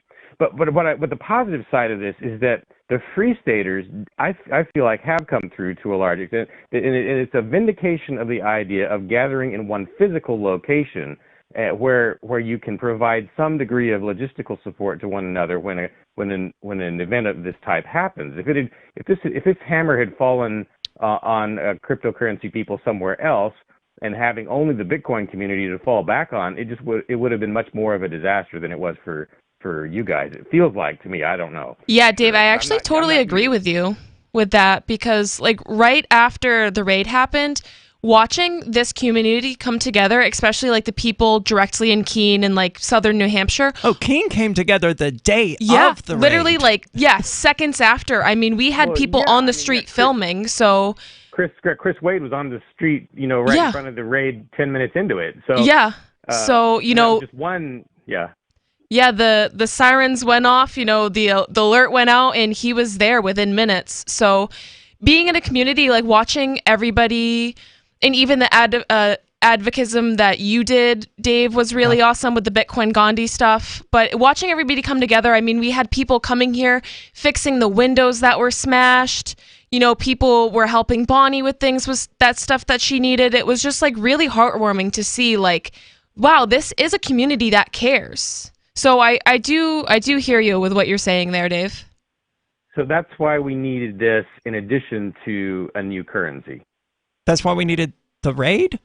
Well, the Free State Project. Okay. Just wanted to be clear. I mean, absolutely, the Free State Project is important. Getting more people to New Hampshire. I'm just going to quote something I said to the Verge article author here, and I'm just quoting something I said elsewhere, and that's, to be honest, one Free Stater on the jury is going to hang the jury, and it's going to cause a mistrial.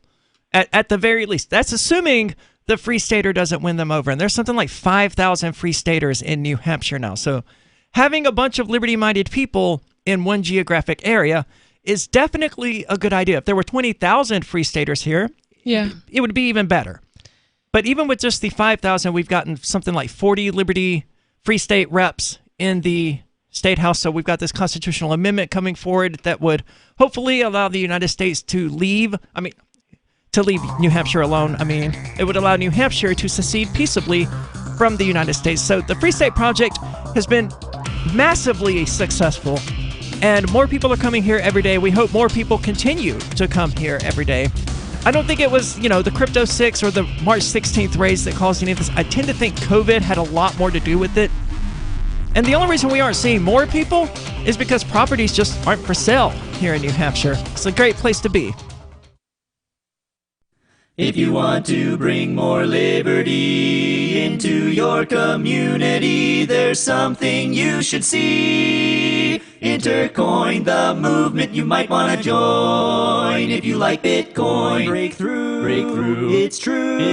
It's truly something new. If you'd like to see real prosperity, start your own currency, boost the economy. Intercoin, the movement you might want to join. If you like Bitcoin, its impact's hard to overstate, results you can appreciate. If you're tired of relying on the state, want to make your own community great, homelessness and hunger to eliminate, let the wealth accumulate. Don't wait for the growth rate to accelerate. Go to intercoin.org and get the coins for yourself.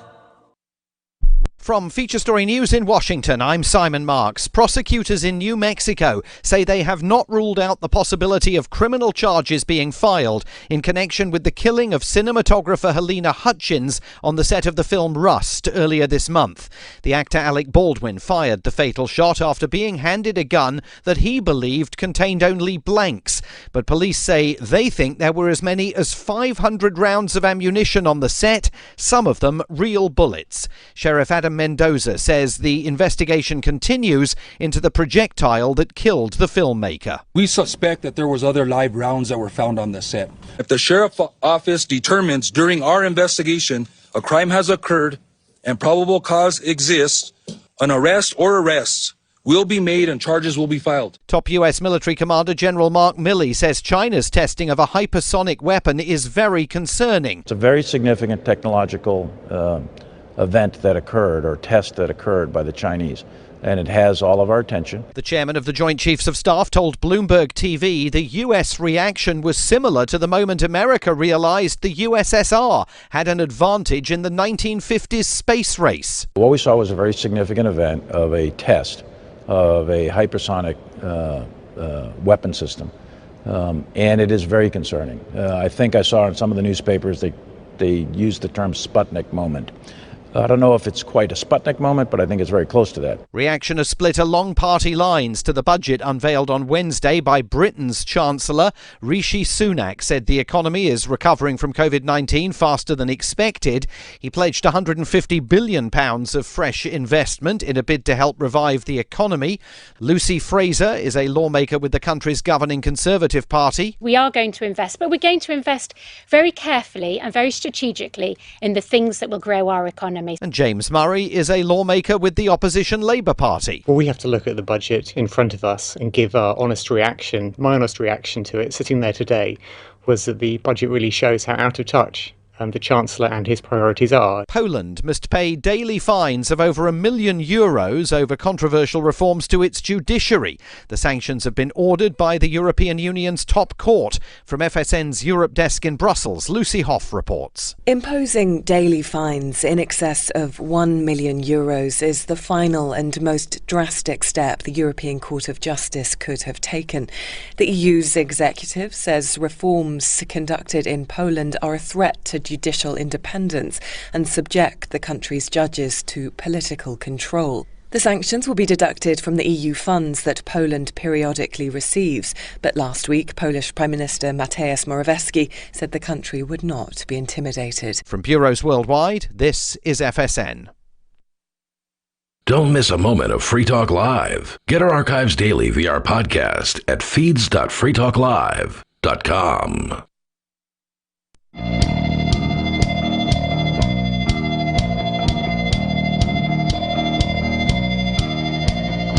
It's Free Talk Live, where you can call in and talk about whatever you want. 603-283-6160 if you'd like to do that. That's 603-283-6160. And be warned, if you want to discuss the topic at hand, you have to choose your wording very carefully. We've been making it a point to do that all night because, obviously, the FCC has rules, and we have to abide by those in order to stay on radio stations. With you tonight, it's Aria. And Nikki. And this article goes on. Trans YouTuber Rose of Dawn, evidently that's her channel name, has discussed this issue that we've been talking about, which is where lesbian women feel like they're being pressured. Sometimes they are legit being pressured by trans individuals, but they just feel a sense of pressure to accept trans women sexually as women. This is something I've seen happen in real life to friends of mine. This was happening before I started my channel, and it was one of the things that spurred it on, said Rose. What's happening is women who are attracted to biological females and female parts are finding themselves put in very awkward positions where if, for example, on a dating website, a trans woman approaches them and they say, "Sorry, I'm not into trans women," then they are labeled as transphobic. Now, just imagine, substitute transphobic and trans women with any other demographic, and it will be obvious how absurd this is. If a man approached her and she says, "Sorry, I'm not into men," should they be labeled as misandrists for that? Obviously not. She just has a sexual orientation. And one of the messed up things, the article still hasn't gotten into it, is how they're characterizing this as just a matter of preference. Well, she just prefers this. No, this is her sexual orientation. That's not a choice. It's not a preference. It's her orientation. And for years, we've been told to respect that. Suddenly, because it's inconvenient to the trans community, they're being pressured into not accepting that. And by and large, it does seem to be very rare for a trans woman to try to play this card, like, you have to do this or you're transphobic. Evidently, it does happen. I'm not saying it doesn't. But the majority of this just seems to be a social pressure from just the LGBTQ left as a whole. Rose made this video in response to a series of tweets by trans athlete Veronica Ivy, then known as Rachel McKinnon, who wrote about hypothetical scenarios where trans people are rejected, and argued that, quote, genital preferences are transphobic. Again, like how though? I don't even understand how these people are defending this position. Because to them, saying that you're not interested in being with a trans woman is just flat out transphobic. Because I can get behind, okay, trans women are women. I can get behind that, absolutely.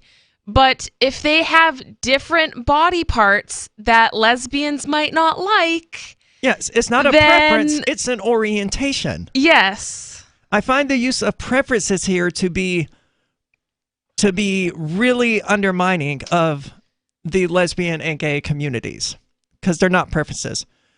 I can't get into the tweets that they talk about because they're really vulgar and not important, but they do cite some tweets here. Rose believes these views, which are the views that we've been talking about just now, where having a preference makes one transphobic, are incredibly toxic.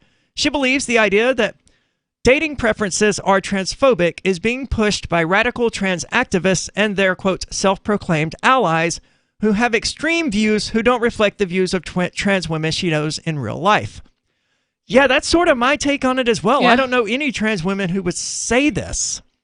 Certainly from my own friends group, the trans women I'm friends with, almost all of them agree lesbians are free to exclude trans women from their dating pool.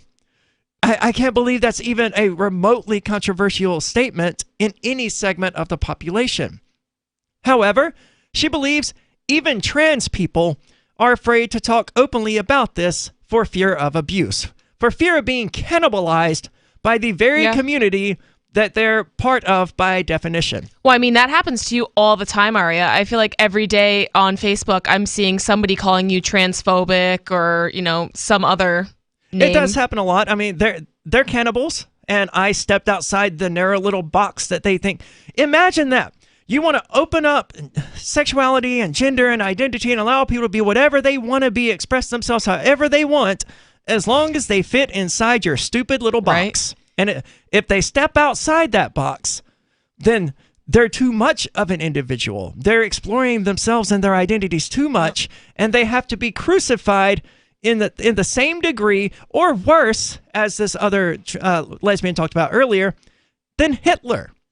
When for those who weren't listening, so then, crazy. This lesbian, because she refused to date a trans woman, was told that, you know, if I was in a room with you and Hitler, I would strangle you, not Hitler. That's like, oh my gosh.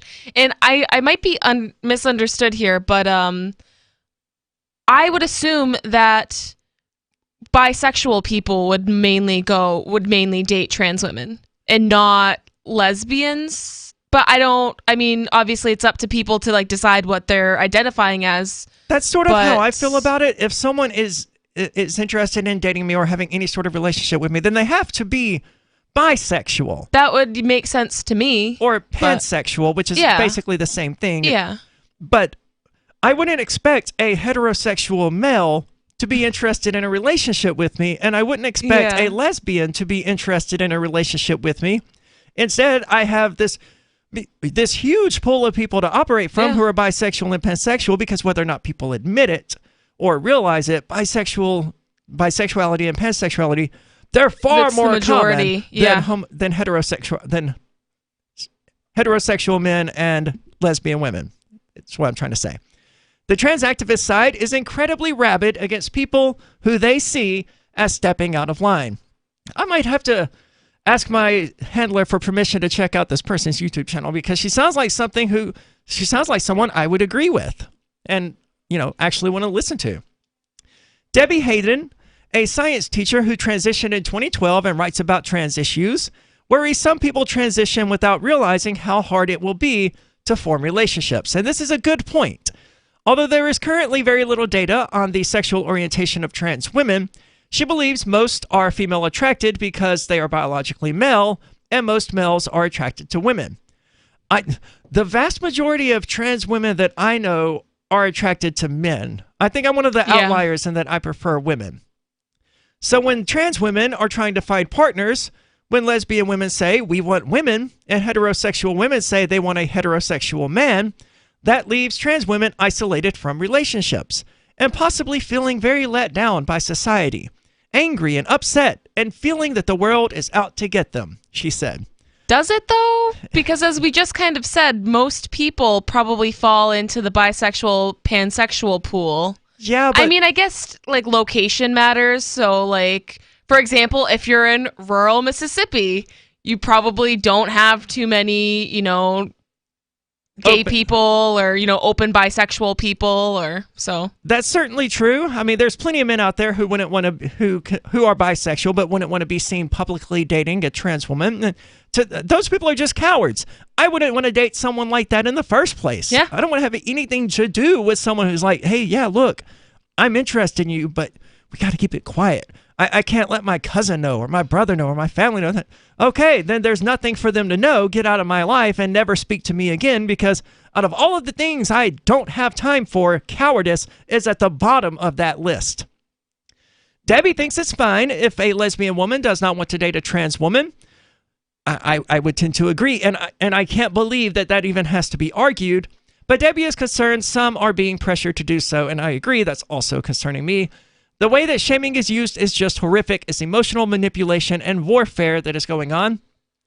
These women who want to form relationships with other biological women are feeling bad about that. How did we get here? And this article is going to continue talking about how exactly we got to this point, but we can't deny, as a community, as the LGBTQ community, we can't deny that this is very clearly happening enough that we're not even halfway through this article. That's how bad this has actually gotten, and no one's really talking about it. And the people who do talk about it, like myself, are called transphobic for having these common sense positions on it. What are your thoughts? Weigh in, 603-283-6160. There's more coming up. It's Free Talk Live. Why did you move to the Shire? I moved here to the Shire because there's other people around who take liberty just as seriously as I do. I moved to the Shire because I saw videos of people challenging authority and thought that I could get support myself. It called to me, like, do this, right now. I wanted to be around people like me who got it, and once I got here, I knew there was nowhere else that I wanted to be. I've always wanted to change the world, so I moved to the Shire to join people who were actually working towards doing the same thing. The people here are awesome, loving, and positive. It was for the adventure and for the feeling of something important is happening here. And I just wanted to come to sort of be part of that. Visit ShireSociety.com to read and sign the Shire Society Declaration and learn the reasons why, if you love liberty, you should immigrate to the Shire. Plus, connect with others via the forum at ShireSociety.com. That's ShireSociety.com. The new 4th edition of Healing Our World, The Compassion of Libertarianism, will take your understanding of liberty to a deeper level and has over 1,300 updated references, new cartoons, and a foreword by Dr. Ron Paul. With discounts for multiple book purchases, the 4th edition of Healing Our World is a great gift for the liberals, pragmatists, environmentalists, and Christians in your life who think libertarianism is cold-hearted. Get yours today at healing.freetalklive.com and use promo code FTL for a $5 discount. If you want to know the latest about Free Talk Live before we go on the air, all you need to decide is how you want it delivered. It's your choice. Visit news.freetalklive.com to receive our usually weekly news updates by email. Plus, we have a Twitter account at twitter.freetalklive.com, and you can follow us on the decentralized Mastodon platform at toot.freetalklive.com. So please follow us at toot.freetalklive.com and sign up for our emails at news.freetalklive.com. So the protection of life, liberty, and property is what the Free State Project is all about. But it's an effort to move 20,000 people who understand. It's about demonstrating to the entire country that, yeah, we can have a free market, a truly free market. Making it just a freer, great place to live. It's the world's largest voluntarist libertarian community, and it's only getting bigger. That's amazing, to be able to move to a place where other people like passionately believe in being free and independent. What the Free State Project is managing to do, though, is to put their money where their mouth is. It's physically getting up across the country and saying, let's go someplace and let's demonstrate the power of these ideas. There's a lot of kind of philosophy that surrounds liberty. There's a lot of thinking about it and talking about it. But here in New Hampshire, people are doing it. 101 Reasons Liberty Lives in New Hampshire, a documentary by Free State Project Early Movers. Watch it free at 101reasonsfilm.com. 101reasonsfilm.com. The LRN.FM social media channels have been revamped. We've eliminated Facebook and focused on other platforms like Twitter and Mastodon, the decentralized alternative to Twitter. On our accounts, you'll find posts from multiple LRN.FM show hosts together in one place. Follow us on Twitter at twitter.lrn.fm, or better yet, move to the decentralized Mastodon social media platform at toot.lrn.fm, toot.lrn.fm. I think you'll like it. Are you tired of your taxes funding endless occupations around the world? Antiwar.com is run by people who understand that wars abroad become wars at home, wars on our freedoms. Antiwar.com is dedicated to bringing you the latest in news, views, interviews, and reviews from the top movers and shakers in the anti-occupation movement. Antiwar.com has it all, from thorough foreign policy analysis to interviews with whistleblowers who used to run the military-industrial complex. Anti-war, pro-free market. That's antiwar.com. We're still not sure why you'd want to watch, but our video feed is streaming nightly for free at cam.freetalklive.com.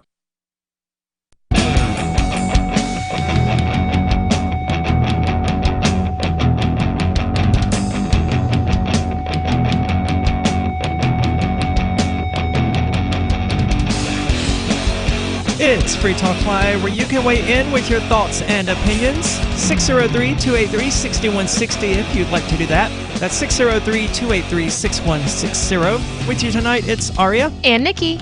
And we're talking about this serious issue that it's difficult to even talk about because I just know that someone out there is going to hear this show and is going to immediately write me off as transphobic. Because this happened when I ran for sheriff a lot, too, where when I did the Reddit AMA, a lot of people were just saying, oh, well, surprise, Aria is also transphobic. And I'm just sitting here as a trans person who's just trying to be reasonable, being called transphobic. It's absolutely bizarre. And that's the culture that has been cultivated here, where lesbians feel like if they aren't interested in dating a trans woman, then they're going to be called transphobic. And sadly, they are concerned about that because that could very well happen. Honestly, I feel like 10 years ago, this wouldn't be happening. Like 10 years ago, it'd be like, oh yeah, lesbians generally don't go after trans women. Like that makes sense. And it still makes sense to me. Yeah. But we wouldn't be having seeing articles like this, or there wouldn't be that societal pressure or that social pressure on lesbians to have to entertain being in a relationship with a trans woman that they're not actually sexually attracted to. Absolutely. Something has changed within the last decade or so. But to be clear, they have not pointed to very many specific examples of trans women who personally exploited this and manipulated people directly into having some sort of relationship with them. Most of it has just been this sort of social pressure, which we see a lot of in regards to heterosexual men saying, oh no, I'm not dating a trans woman. And the LGBTQ community just flips out and goes, oh, you're transphobic. It's like, no, he just has an orientation and that's okay. They call it a preference, but I'm trying to break that because an orientation is one thing. Look, I'm pansexual, which means I don't generally take gender or sex into account when choosing partners. I do want to choose in relationships because I prefer women for relationships and things like that. That's a preference. Open to both, but I prefer one. Asking, okay, well, do you want to go to the grocery store or do you want to go to prison? Asking, do you want to do this thing that you want to do or do you want to do this thing that you don't want to do? That's not a preference. That's a matter of consent. Yeah. And this framing sexual orientation as a preference is just a way of masking the fact that what they're talking about here is your orientation is irrelevant. And it's okay for people to rape you if they don't fall in line with your orientation. And not only is this issue harmful to the lesbians that are facing it, but it's also harmful to the trans people, I would argue as well. Yeah, because most people assume I'm just one of these crazy trans people who's going to flip out and start throwing stuff in GameStop, but I'm not. I'm the type of trans woman who went to GameStop and made a spoof video of that with the GameStop employees. Yeah. And I called it Macho Ma'am Tranny Savage Flips Out. It was great. A lot of fun to do. But the staff there was in on it. They didn't know it was coming because I was sort of ruined it. But as soon as I started, they knew what was going on, and it was a lot of fun. But yeah, most people just assume, oh, I gotta tiptoe and be careful. And I don't know what to do. Like when I started the job that I just sort of still work at, but only barely, the on-duty manager asked me, like, look, I don't know how to ask this. So is the name that we're going to be paying you the name that we're going to be calling you? And I'm like, look, I have enough problems in my life where I don't care what name you put on the paycheck. I care more about the fact that you're going to pay me than what name you're going to put on it. But a lot of trans people are like, no, that's an offensive question. How dare you ask that? Like, how sheltered are you people if your employer asking, what name should we put on your paycheck is an offensive question? And I would feel comfortable having to exist in life, having people walk around on eggshells around me and being afraid to ask me questions. And I mean, that just sucks. It does. I was at a Dollar Tree here. I don't remember what I was doing there because I haven't been to Dollar Tree in like 2 years. But I was there for some reason, and some little kid asked her mom, is that a man or a woman? And the mother goes, shh, don't ask those sorts of questions. I'm like, why are you silencing this child's curiosity? This is a perfect opportunity for you to explain to your child the great varieties of human beings that exist in the world. Instead, you're like, no, curiosity, bad. You can't ask that question. Yeah. No, I would be happy to answer your child's question if you could just direct your child. Say, hey, I don't know. Ask them. And I would have been happy to answer. Yeah. But nowadays, you'll never know if you could have been one of the crazy people and flipped out at the kids. So it's like, it's bad that it has to be that way. So Stonewall is the largest LGBT organization in the United Kingdom and Europe. The author asked the charity about these issues, but it was unable to provide anyone for an interview. However, in a statement, Chief Executive Nancy Kelly likened not wanting to date trans people to not wanting to date people of color, fat people, or disabled people. And I just have to... I'm not going to weigh in on whether or not wanting to date a black person or not wanting to date a black person is racism. I'm not weighing in on that one. I'm going to address the fat people and the disabled people thing. Because, I wouldn't date either of those either. Because, for one, I'm not attracted to fat people. And nothing is going to change that. So, I don't see that as being a problem. That's not a preference. That's a reality. A preference would be, well, would you rather have a skinny girl or a skinny guy? That's a preference for me as someone who's pansexual. But a skinny person versus a fat person isn't a preference. It's do you want to do a thing that you do want to do, or do you want to be forced to do a thing that you don't want to do? Which, as we've said, is a matter of consent, not a matter of preference. She said sexuality is personal and something which is unique to each of us. Well, unless your sexuality prohibits you from having sex with people of color, fat people, or disabled people, or trans people, then it's not personal. Then it's transphobia, or racism, or fat phobia, or ableism, I guess. And I wouldn't necessarily have a problem with dating a disabled person. It would be, what kind of disability? Are we talking like a quadriplegic here? Because, no, I don't think I could do that because I'm just a very energetic person.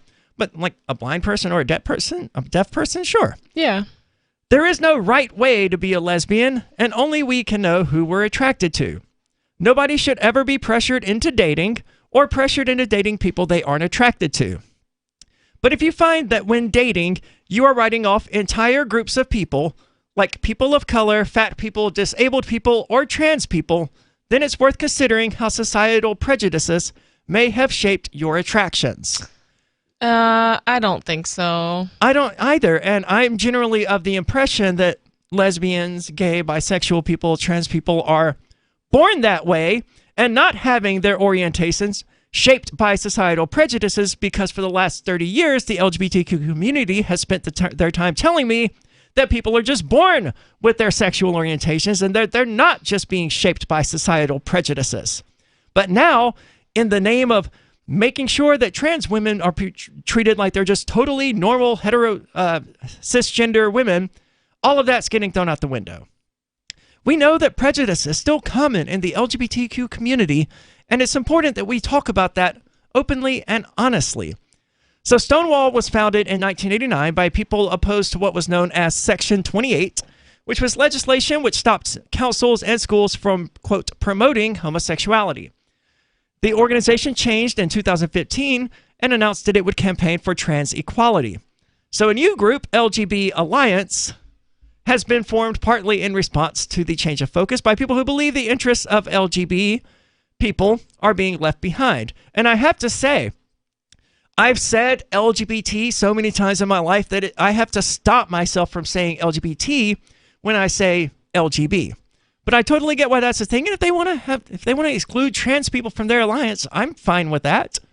Because being gay, lesbian, or bisexual, those are matters of sexual orientation, whereas trans is a matter of sexual identity. I get why they're commonly looped in together, but they're not exactly, or gender identity, they're not exactly the same thing. So moving on, the LGBT Alliance says it is particularly concerned about younger and therefore more vulnerable lesbians being pressured into relationships with trans women. It's very disturbing that you find people saying, it doesn't happen, nobody pressures anyone to go to bed with anyone else, but we know that this isn't the case.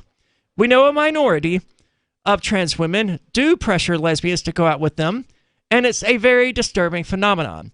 But again, it's mostly social pressure from everything this article has said. There's probably some minority of trans women who are individually exerting pressure, but the vast majority of it is just this sort of toxic, aggressive, ravenous, cannibalistic culture that the trans community has created, that the LGBTQ plus community has created on behalf of trans women. And that's the issue. When we come back, we're going to talk about the other side of this story, because someone else is arguing that everything we've been saying, agreeing with these people, is transphobic. It's Free Talk Live. Breaking weather news. Belize is sunny and around 82 degrees every day this week. What's the forecast for your life? If current politics and economic prospects are cramping your freedom, escape to the tropics. ECI Development has affordable second homes for you to own or rent in Belize and other tropical countries. Places with stable governments and growing economies. Secure your freedom now. To find out more, send an email to ftl@ecidevelopment.com. When a lunar observatory detects a radio broadcast originating from Proxima Centauri, the nations of Earth discover their first contact with an alien race may also be their last. With the Proximans facing an extinction-level disaster, Earth must choose between sending a ship on a multi-year journey or allowing nature to take its course. Saving Proxima, a hard science fiction thriller by Travis S. Taylor and Les Johnson from BaneBooks.com. I'm a little obsessed with My Magic Mud. Several years ago, I met Jessica Armand, the founder and CEO of My Magic Mud, and I didn't even know my teeth were coffee stained. A week's worth of use convinced me, and now I use it every 3 or 4 days. It's clinically proven to whiten teeth, and I think it cleans better too. My Magic Mud's available at most local health food stores, Sprouts, Natural Grocers, CVS, Walmart's Natural Beauty Aisle, but I can get it for you for 20% off with coupon code FTL20 at mymagicmud.com. FTL20 mymagicmud.com. There are lots of ways to listen to Free Talk Live. Our podcast has been around since podcasts began, and now the FTL feed is loaded with content besides our full show archives. Did you know that we make it easy for you to customize your podcast subscriptions? We have different feeds, one that includes only our full shows, one with just the Daily Digest, and our main feed that includes everything. You decide what you listen to. It's quick and easy to customize your feeds at feeds.freetalklive.com. That's feeds.freetalklive.com. You're listening to the live edition of Free Talk Live. Hour number 3 is next after the news here on the Liberty Radio Network at LRN.FM. From Feature Story News in San Francisco, I'm Ira Spitzer. Law enforcement in New Mexico have confirmed that a lead projectile is what killed Helena Hutchins on the movie set Rust. In a news conference, the Santa Fe County Sheriff said investigators believed there were other live rounds of ammunition on set, but that it is too early to know if there's enough evidence to press criminal charges. FSN's Tony Waterman has more from Austin, Texas. Sheriff Adon Mendoza said authorities have recovered 3 firearms, including the vintage Colt pistol actor Alec Baldwin fired on set, killing cinematographer Helena Hutchins.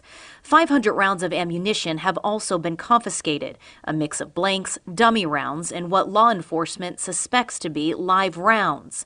He said a lead projectile recovered from the shoulder of the film's director, Joel Souza, is what killed Hutchins. Law enforcement also believes there may have been other live rounds on set. If the sheriff's office determines during our investigation a crime has occurred and probable cause exists, an arrest or arrests will be made and charges will be filed. The investigation appears to now be focusing on the movie's assistant director, David Halls, who handed Baldwin the gun, and the film's armorer, Hannah Gutierrez-Reed, both of whom the sheriff mentioned by name. It's still unclear how the projectile landed in the gun in the first place. The Santa Fe District Attorney, Mary Carmack Altwies, says the investigation is ongoing, and if the evidence and law support charges, she will initiate prosecution. Tony Waterman, Austin, Texas. According to the Santa Fe Sheriff's Office search warrant affidavit, Rust's Assistant Director Dave Halls told investigators that he didn't check all the rounds of the gun before it was handed off to Alec Baldwin. The president of the United Nations Security Council has called for the organization to unite in its condemnation of the coup in Sudan. The member states are yet to release a joint statement on the situation. FSN's Sarah Walton reports. The Kenyan ambassador to the UN, Martin Kamani, who currently holds the rotating presidency of the Security Council, called for the body to step up and officially condemn the military takeover in Sudan. He welcomed a move by the African Union to suspend the country from its organisation until power is handed back to civilians. Mr. Kamani said he hoped to see a similarly strong response from the Security Council. In a meeting to discuss Sudan on Wednesday, a number of member states denounced the coup and called for the release of the country's prime minister, but work on a joint statement is said to be ongoing. Sarah Walton, New York. A recent rally on Wall Street came to an end Wednesday, with the S&P 500 coming off a record close. This comes despite the release of strong earnings reports from some major tech firms. From Bureaus Worldwide, this is FSN. With FSN Spotlight, I'm Simon Marks. Today, Grandparents for Climate Action. It's a British pressure group of activists vowing to make their voices heard at the upcoming COP26 Climate Change Summit in Glasgow.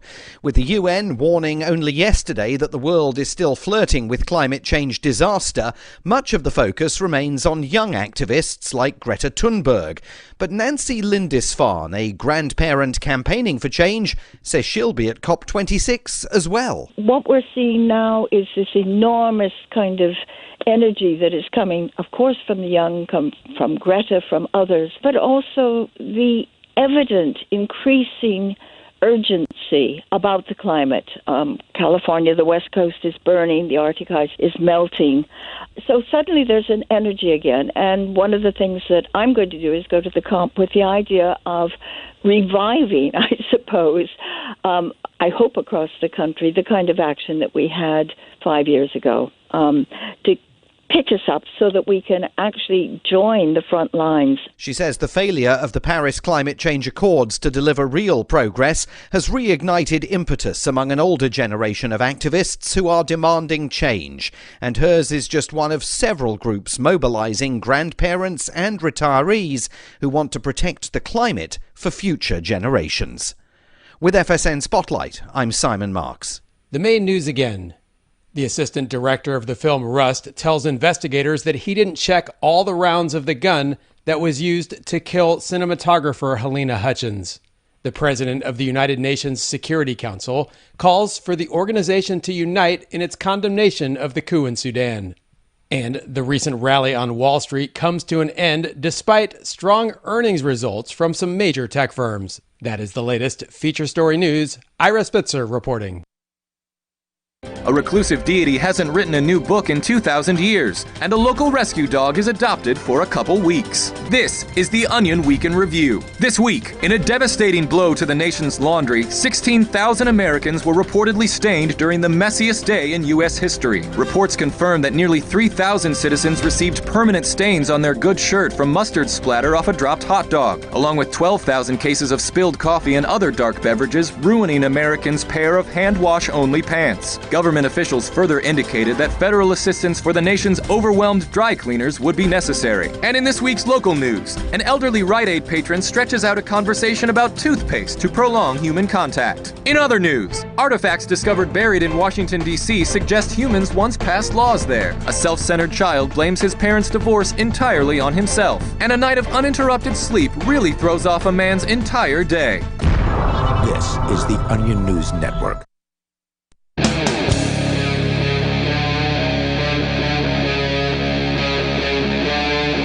Free Talk Live.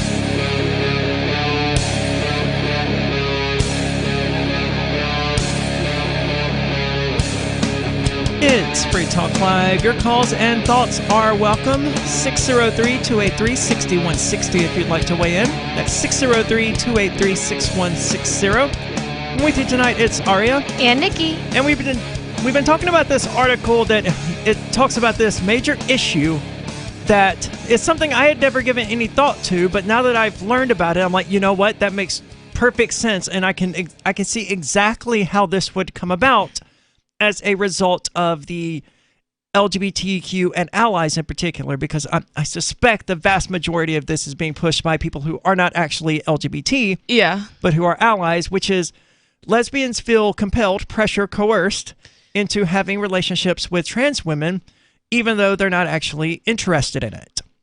And it's the article itself kept conflating sexual orientation with preferences, and all of this is transphobic, apparently. When I learned about this article, it was because people were accusing the BBC of being transphobic.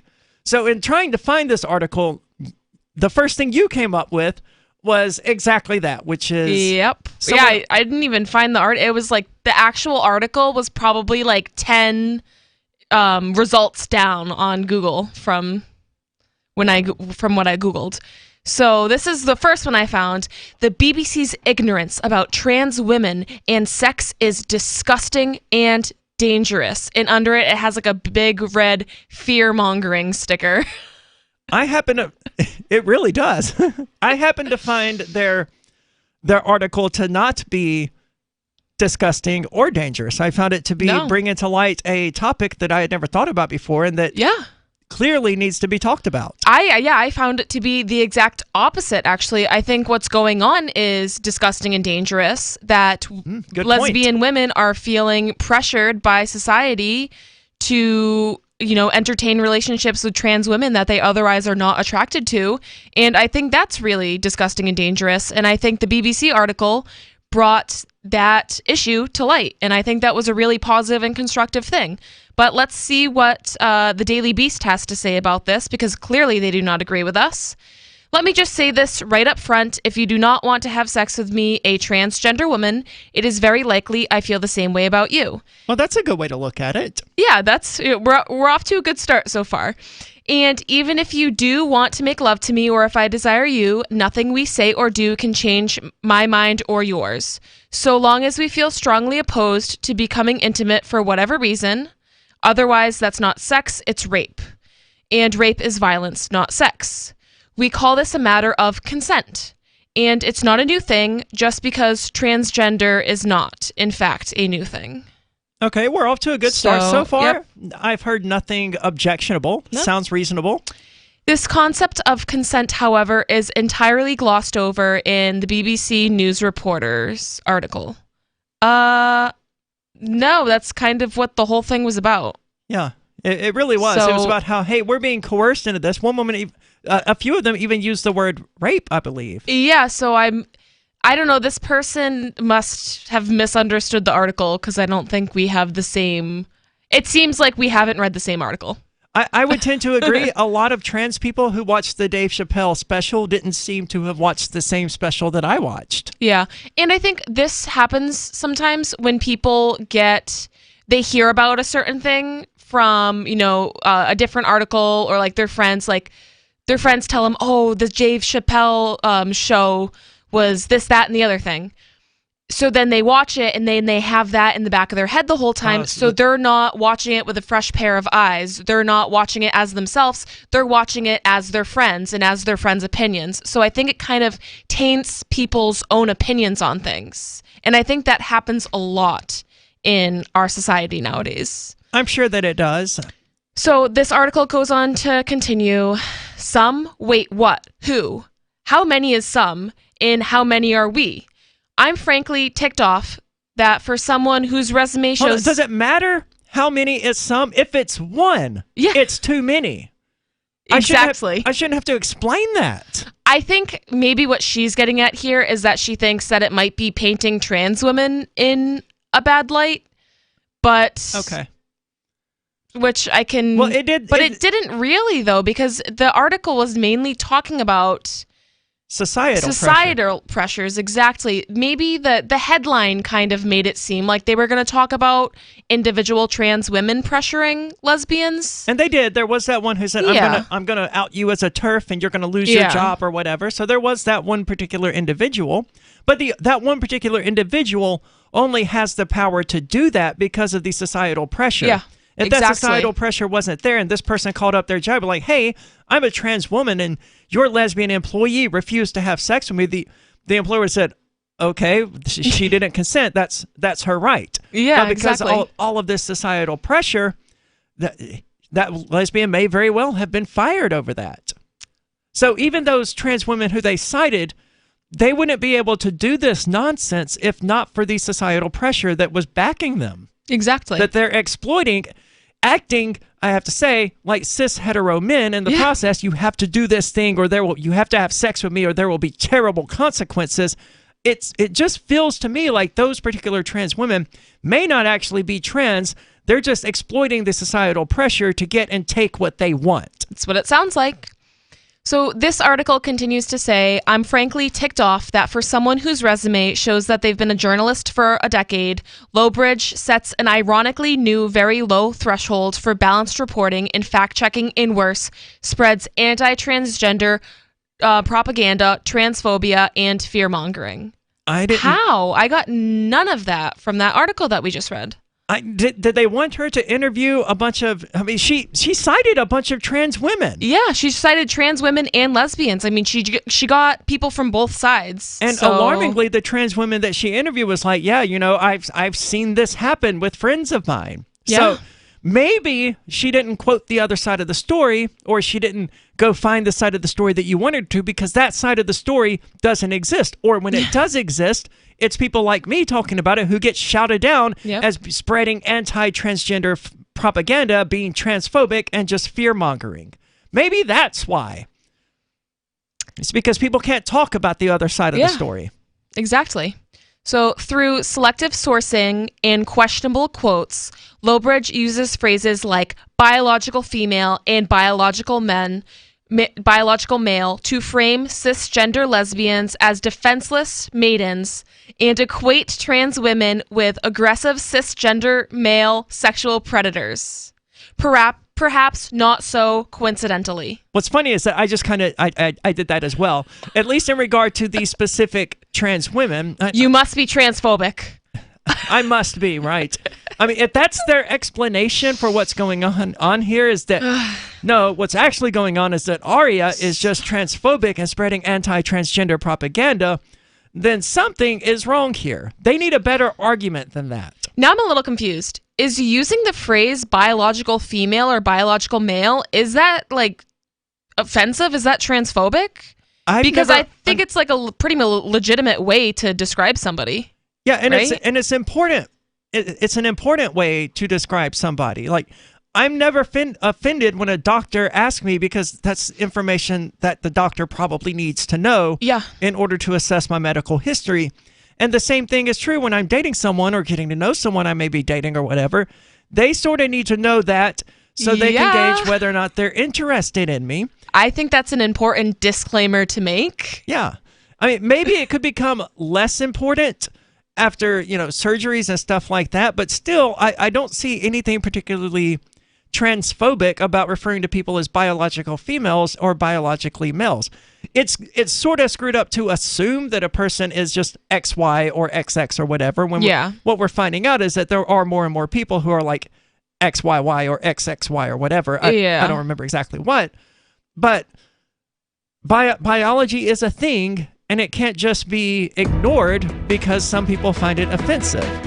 If it wasn't a thing, this is where I diverge for so many trans people, and this is why I use the phrase transsexual. And we're going to have to hold off until we get back to explain to this. I agree transgender is a thing, but transsexual is also a thing, and they have to be because gender is a thing and sex is a thing. But to them, they're just synonyms. More on this coming up, 603-283-6160. Are you tired of governments murdering people around the world? Stop using their money. There is an alternative. Bitcoin is a stateless, free market, non-political currency. Bitcoin cannot be inflated or controlled by any government. By using their money, you are helping the state. Stop doing it! You have an incredible alternative available now. Learn it, use it, spread it. Get started with Bitcoin at Bitcoin.com. That's Bitcoin.com. Do you feel like your nation, state, or community no longer holds your values? Have you dreamt of a place where people agree that liberty is important and are free to pursue their projects so long as they respect the property of others? There are many people just like you that are discovering freeprivatecities.com. Their social media links are at the upper right of the page at freeprivatecities.com. All skill levels will be needed when the first of the Free Private Cities opens. It's sooner than you think. Stop arguing and build. freeprivatecities.com. Breaking weather news. Belize is sunny and around 82 degrees every day this week. What's the forecast for your life? If current politics and economic prospects are cramping your freedom, escape to the tropics. ECI Development has affordable second homes for you to own or rent in Belize and other tropical countries. Places with stable governments and growing economies.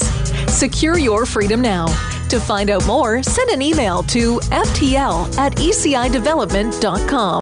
Brute force, intransigent defiance, adamantine will. These are the hallmarks of the AI tank. These gigantic machines have the firepower of an army, but they also have their own sense of honor and duty. When the world breakers arrive, battle will be joined, planets will shake, and war and peace will never be the same again. World Breakers. Stories from David Weber, Larry Correia, and more. Available August 3rd from BaneBooks.com.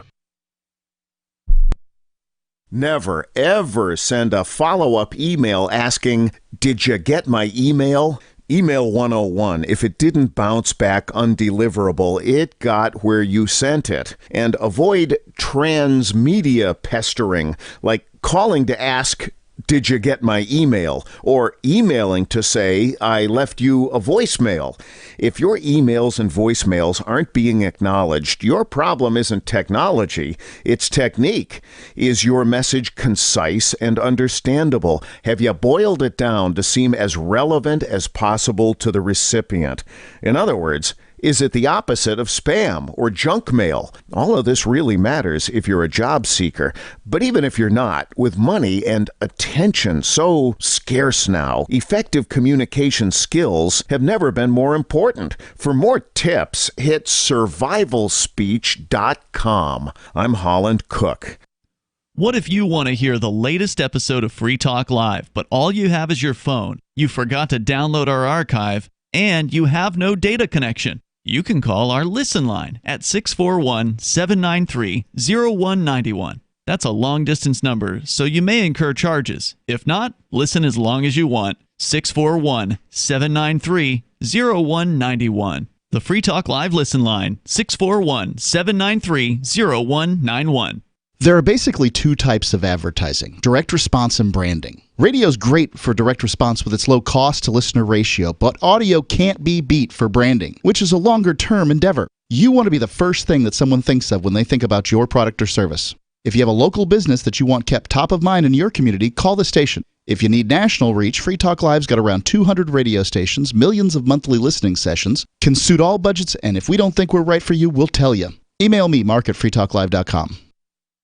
You can help spread the ideas of liberty with our Patreon for just $5 per month at amps.freetalklive.com.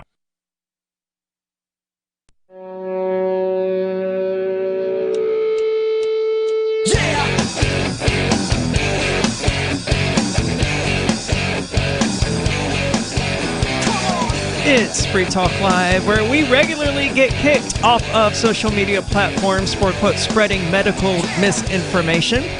Curious to see whether or not we're going to get suspended for any of these over tonight's episode and for, spewing anti-transgender propaganda or transphobia or whatever. But one place we won't get kicked off of is our Odyssey channel. You can find it at video.freetalklive.com. It's backed by LBRY, which is a blockchain-based media sharing protocol. Odyssey is sort of like the website front end for that. It has now more than 1 million channels, many of whom are disaffected YouTube creators who are upset about not being able to actually say things that shouldn't be controversial, yet for some reason are. So we're constantly getting strikes for that, but one place we won't be censored is over on our Odyssey channel. And if you're a YouTube creator, you should definitely look into joining, because it only takes a few minutes and they will import your entire YouTube archive into LBRY, which means you can never be taken off the internet. So check out our channel at video.freetalklive.com. Subscribe over there. That's video.freetalklive.com.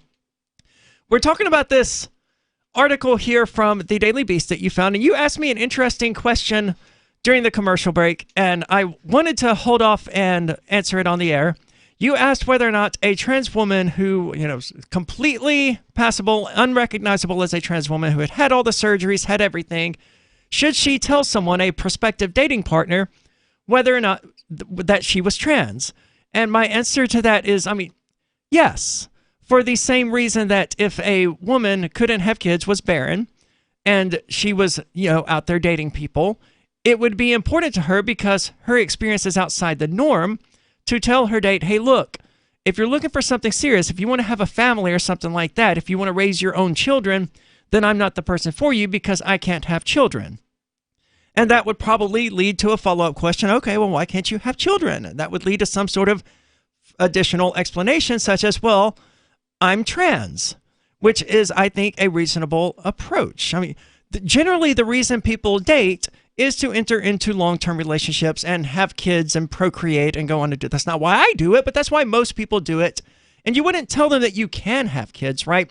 Because that's the counter I get to that all the time. So you think that a woman should sit down with a man at a dinner and say, oh, yes, by the way, if you want a family, I can help you out. Well, no, because that's what's normal. You don't have to explain to someone that you fall within normal parameters. But if you don't, and their expectations, you don't line up with them, you should set that record straight, at least before you've entered the bedroom. Once you've gotten to that point, you've waited too late to explain to this person that, hey, look, I know that you implicitly have these expectations, and I don't meet them. So that's my answer to that they should, but it's because they fall outside of that person's normal expectations of what a woman is and can be. Seems pretty reasonable to me. Yeah, but I know trans women who have not had surgery who think that they don't have any responsibility. Surprise! Yes, I know. I unfriended a... How uncomfortable is that? If you get to that point with somebody and you assume they have one part and they have a different part, that is... I used to have a trans friend who lived in Michigan who did exactly that. She went home with the guy, and unpleasant surprise, and she ended up getting attacked, and that's horrible. But and I'm not saying she asked for it, but she should have known better than to. If you're going to fall that far, at the very least, outside of someone's understanding of normal, then you should make sure they're aware of that longer before it reaches such points. So we're talking about this Daily Beast article here that you found, Nikki, where they're arguing that basically, if they knew what I had just said, they would be calling me transphobic as well. They would have been calling us transphobic 2 hours ago.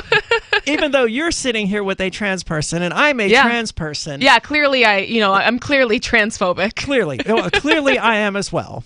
Don't let the makeup or the hair fool you or the clothing or anything. It's all an act. Yep. I'm clearly just doing all of this to make a mockery of legitimate trans women. Well, you're putting a lot of effort into this joke. Well, if I'm going to troll, I'm going to take it all the way, right? Oh, man. So I hate that I even said that because I do troll so often and I do stuff like that there may very well now be people who think that this whole thing is just me trolling. Oh, well. I mean, even if they do, oh, well. Yeah. Whatever. So the article goes on to say the author reveals there are lesbians who don't want to have sex with transgender women yet, and they were pressured, coerced, and at least one said that they were raped.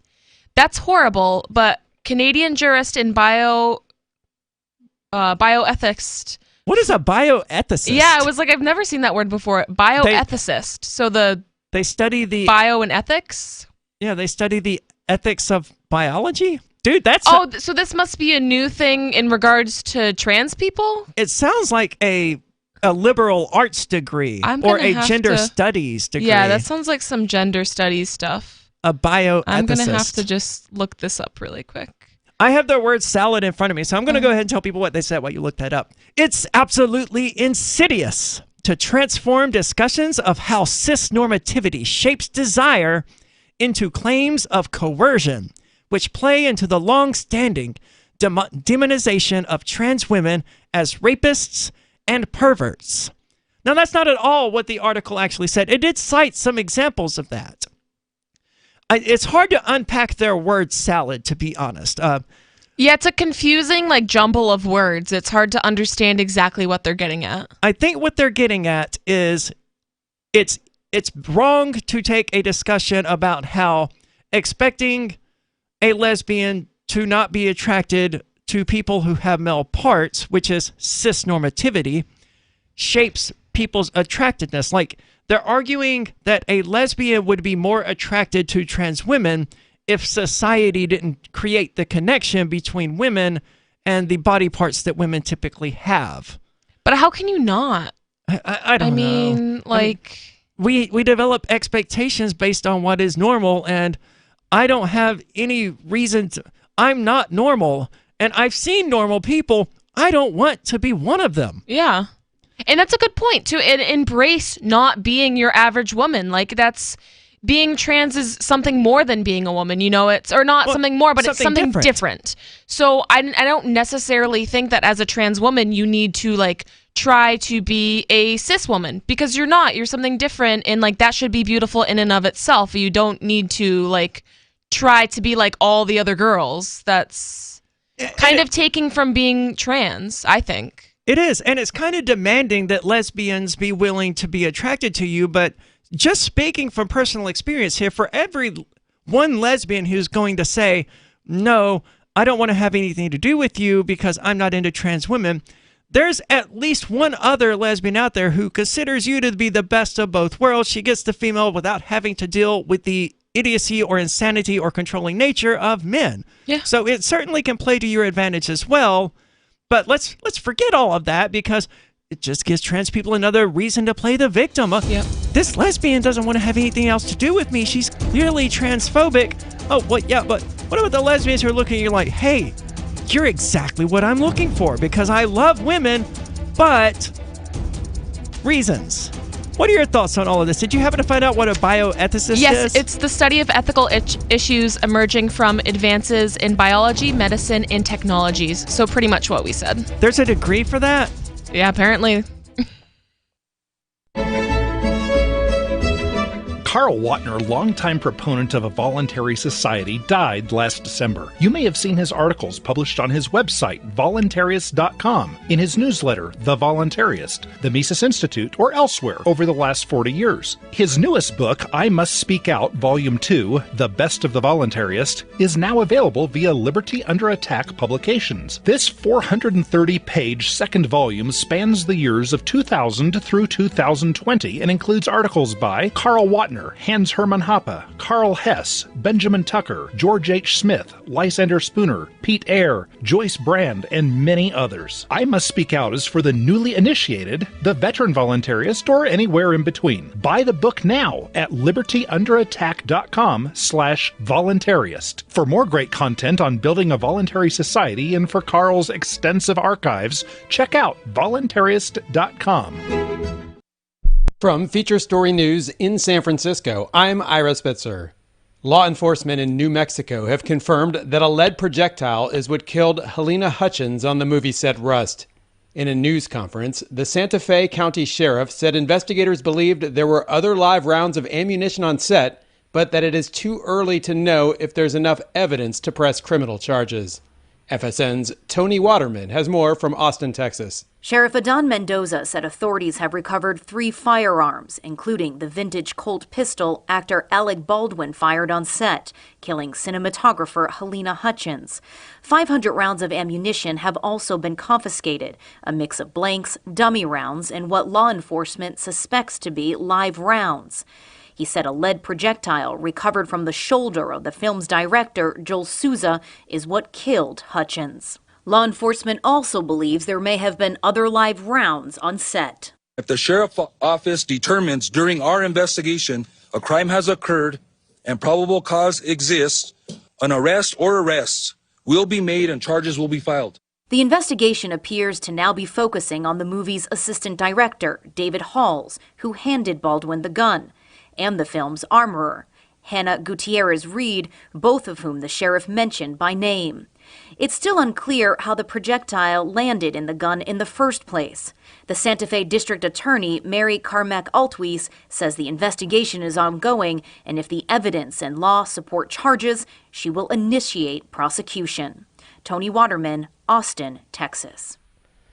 According to the Santa Fe Sheriff's Office search warrant affidavit, Rust's assistant director, Dave Halls, told investigators that he didn't check all the rounds of the gun before it was handed off to Alec Baldwin. The president of the United Nations Security Council has called for the organization to unite in its condemnation of the coup in Sudan. The member states are yet to release a joint statement on the situation. FSN's Sarah Walton reports. The Kenyan ambassador to the UN, Martin Kamani, who currently holds the rotating presidency of the Security Council, called for the body to step up and officially condemn the military takeover in Sudan.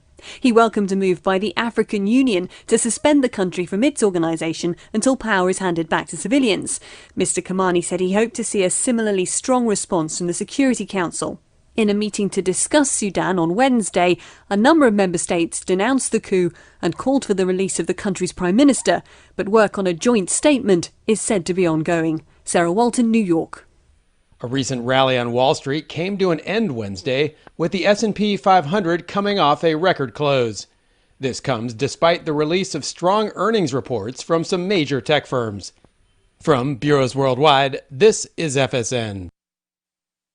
Yep, we still do email. Drop your email address in the entry box at freetalklive.com, and you'll be kept in the loop with Free Talk Live.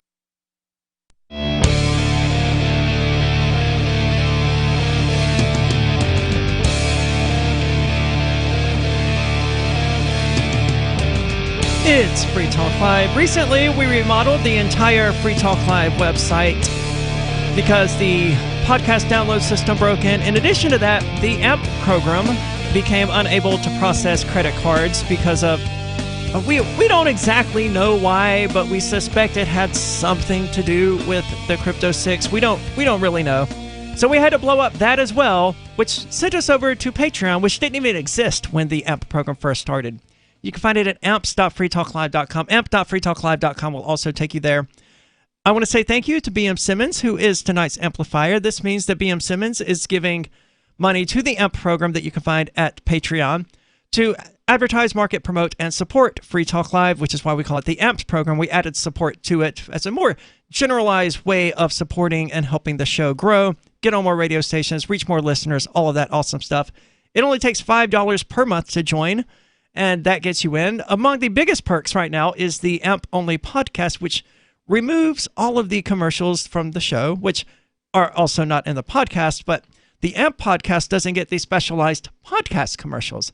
So not that you should join it for that reason. You should join it because you want to help advertise, market, promote, and support Free Talk Live. So check it out. BM Simmons, thank you so much for your contributions. That's amps.freetalklive.com. Now, this article that you were just talking about quoted Florence Ashley saying just this word salad of stuff that I'm still not quite sure what this person was trying to say, which prompted us to look up, who is this lunatic that spewed out this word salad?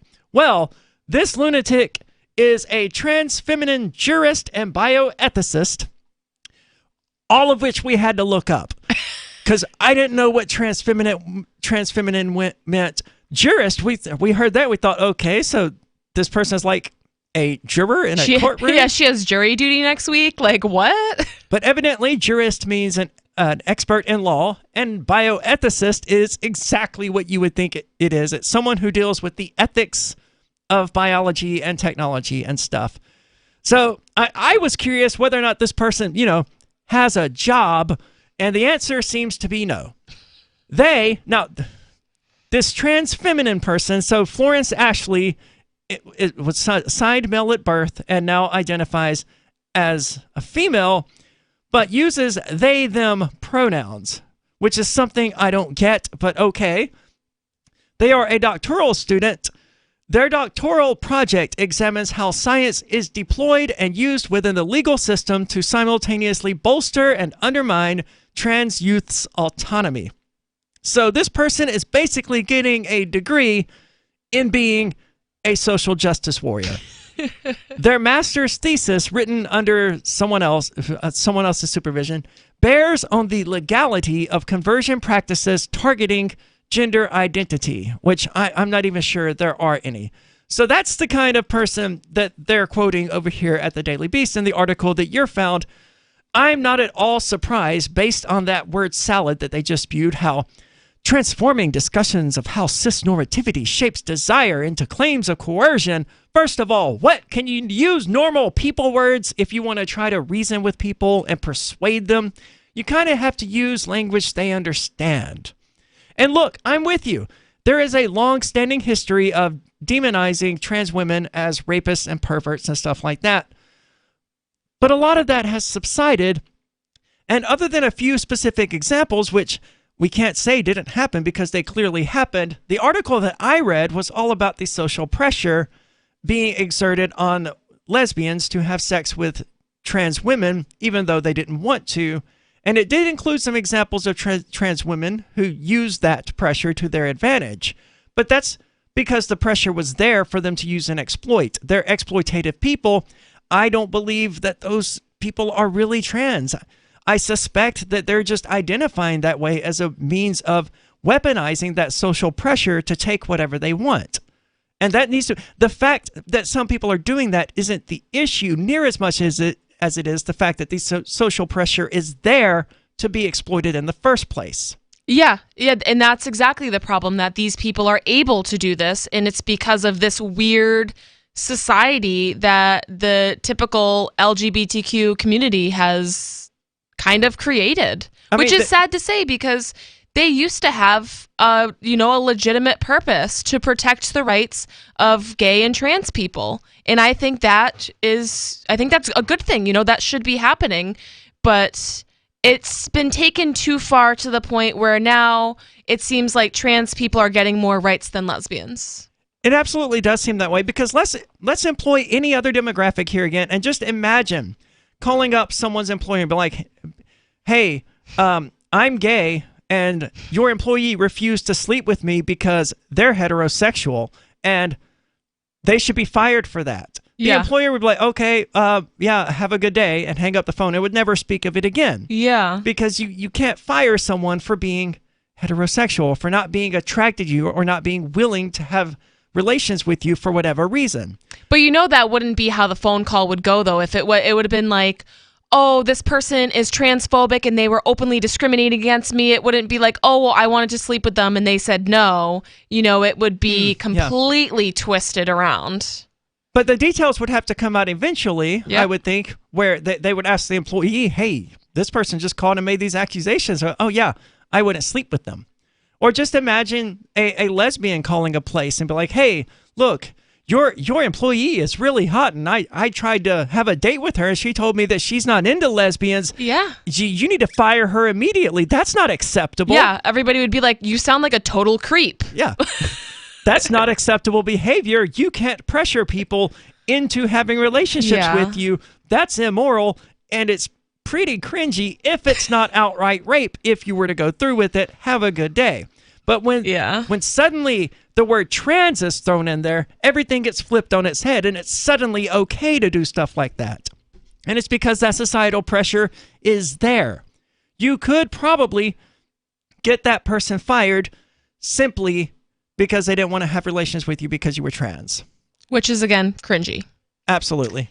So this article continues to say, the truth, cis bisexual and human resources director Jen Kelly of Connecticut told the Daily Beast, is that people have preferences. Some lesbians do not like penetration, and some, the mere idea of whatever, make them gag. Therefore, they don't have sex with people with penises, Kelly said. I honestly don't think that makes them transphobic. They simply chose not to engage in sex with persons with penises. Is that a fetish? No. It's knowing what you like/don't like and choosing to do that. It doesn't diminish another because their gender or body parts aren't what you prefer. So this is a bisexual and human resources director who seems to agree with the article over at the BBC, saying, no, it's okay. But see, even they're using the word preference. It doesn't diminish another because their gender or body parts aren't what you prefer. No, it doesn't diminish another because they have sexual orientations. It's not a matter of preference. It's a matter of sexual orientation. So that can't be glossed over like that. It's not a matter of preference. So-called research is introduced through a questionnaire created by an anti-trans activist group that claims 56% reported being pressured or coerced to accept trans women as a sexual partner. But in that article we just read from BBC, they did put the disclaimer, did they not, that it was a small group? They did. So they said, and they also pointed out that, hey, this is a group of lesbians who, they didn't say they were transphobic or anti-trans or anything like that, but they said, hey, these are lesbians, and it was a very small group. Yeah, so they put the disclaimer that it was a small group, and as we kind of commented afterwards, even just the fact that there were 40 or so women who had that experience, it doesn't matter if it's a small group or not. That's a large number of women to go through this experience. And, there must be more. So even though it was a small sample group, I don't think that necessarily matters. I agree entirely. I mean, a sample size of one, and one person saying that this has happened to them would be too many.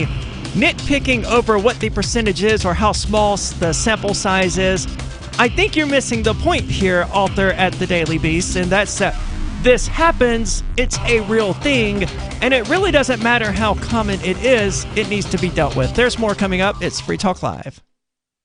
Free Talk Live. It would be better if we talked about the basis of all of this as far as the legal theory. I get the legal theory. That's the problem with people who call like this, Scott. You really sound like you know what you're talking about, but ultimately you don't have anything to prove that you know what you're talking about. And everyone who's ever tried this stuff has gone down in flames. And of course, everyone always says after that, like you're saying about your own self and your own experience, oh, well, I didn't know enough at that time. I know now. And I really don't want to hear any more about this until you actually come up with some evidence, because I'm telling you, it's bunk and it doesn't work at all because these people don't follow their own rules. Even if you have figured out from inside their own rules, even if you spent years, as you say you have, researching their ordinances and researching their statutes and how law works and the contract stuff and all of that, none of it matters because they don't follow their own rules. Free Talk Live, 7 nights a week from 7 to 10 Eastern, live on the Liberty Radio Network at LRN.FM.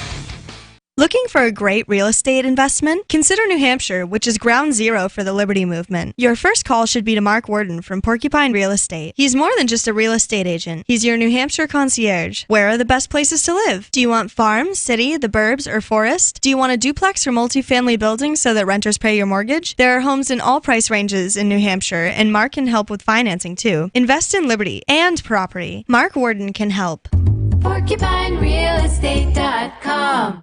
Tired of cancel culture? Sick of mega tech corporations holding an axe over your head? Join the LRN.FM Matrix chat server. It's self-hosted, so no one else can tell us what to do or say. Don't like the existing channels? You can make your own. You can even connect into some of our channels from other Matrix servers. It's federated. For the full LRN.FM Matrix experience, though, you should join our server via the step-by-step instructions at chat.lrn.fm. Chat.lrn.fm. Hi, I'm Derek J. I don't want a politician to represent me. To me, government is the idea that one group of people can coerce everyone to comply with an edict or face increasing punishments up to and including death.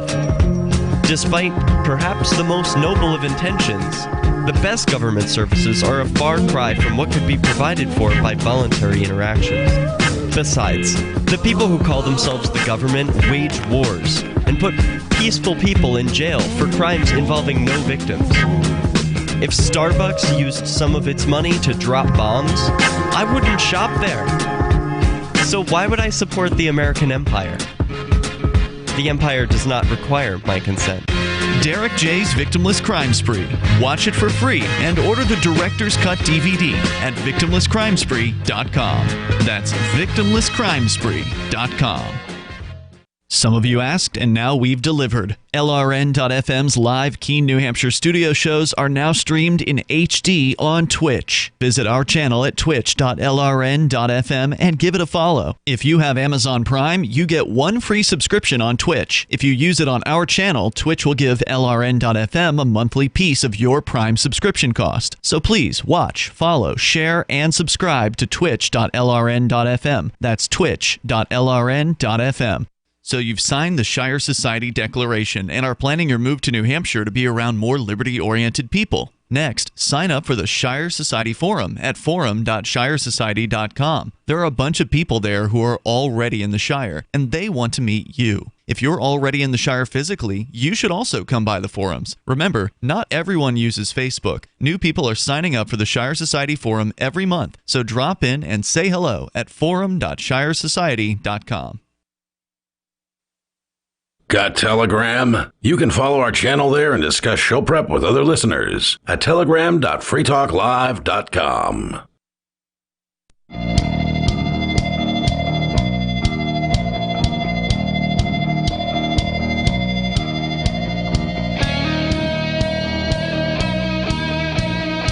It's Free Talk Live. Just want to remind everyone that you can be attracted to whoever you want, and you don't have to explain it to anyone or offer anyone an explanation, and you're not any sort of phobic or anti-anything for having the attractions that you have. It's Free Talk Live with you tonight. It's Aria. And Nikki. And we're talking about the BBC wrote this story, bringing to light the reality that is lesbians are feeling pressured largely by society to accept sexually trans women as women, even though they're not inclined to, because this article that you brought in suggests otherwise, but the majority of trans women are still operating with the parts that they had from birth. That's been my experience, having been dating trans women for many, many years. So I can't blame a lesbian for not being interested in that, in the same way that I can't blame a heterosexual man for not being interested in another man. That's just their sexual orientation, and that's okay. Apparently, saying that is transphobic, though. So this article comes at a time when transphobia is running rampant and unchecked among British's mainstream media. If anyone criticizes it, they are accused of silencing or attempting to cancel the bullies who hold sway. The same bullies who claim to be silenced when they in fact have access to major media platforms to spread their malicious misinformation, exacerbating an already ugly atmosphere, influencing policy making as well as public perception against trans people. Now, that was a really long sentence. It was. And I don't know what the situation is like in Britain, But I know in the United States, transphobia is certainly far from rampant and unchecked in the media. And the trans community, the LGBTQ alliance is so powerful in the United States that there's a realistic chance that they could have canceled Dave Chappelle, the guy who brought us Clayton Bigsby, the black, white, blind, white supremacist. I mean, Dave Chappelle has done a lot of stuff that you would think, oh my God, this is going to destroy his career. He'll never recover from this. Well, the one thing that almost actually got him was the power of the trans, I don't know what I want to call it. It's not a community. It's more like an army. Yeah. And they exert immense social pressure to be treated as normal women, to get whatever they want. Whatever it is that they want, they have a massive amount of social pressure to help them get it. And there are some people who see that social pressure and who would use it and exploit it for their own benefit. I don't know what's going on in Britain, though, but I know here in the United States, the trans army is far from weak. And if someone were to sound transphobic, I mean, even Donald Trump, when running for president, was like, yeah, no, anyone can come to any of my casinos or hotels or whatever and use whatever bathroom they want. Wow, I didn't know that. He did. Yeah. And then Caitlyn Jenner, who is one of the worst trans people on the planet, made this huge show about going to one of his hotels to use the women's restroom because she wants to be like the Rosa Parks of the trans, quote, movement, right? But if she really wanted to do that, she would have gone to South Carolina, which had recently passed a law making it illegal for someone to use a bathroom other than their what was listed on their birth certificate. If she wanted to go to South Carolina and use a women's bathroom, I would have had a bit of respect for her. But going to a place where she knew, where the owner of the property had already said she wouldn't be troubled, you're not Rosa Parks, lady. You're a Kardashian at this point. You're trolling for Instagram likes. And I just can't respect that. So we've since learned that this article is actually bullet pointed. I thought they were just dots on a screen.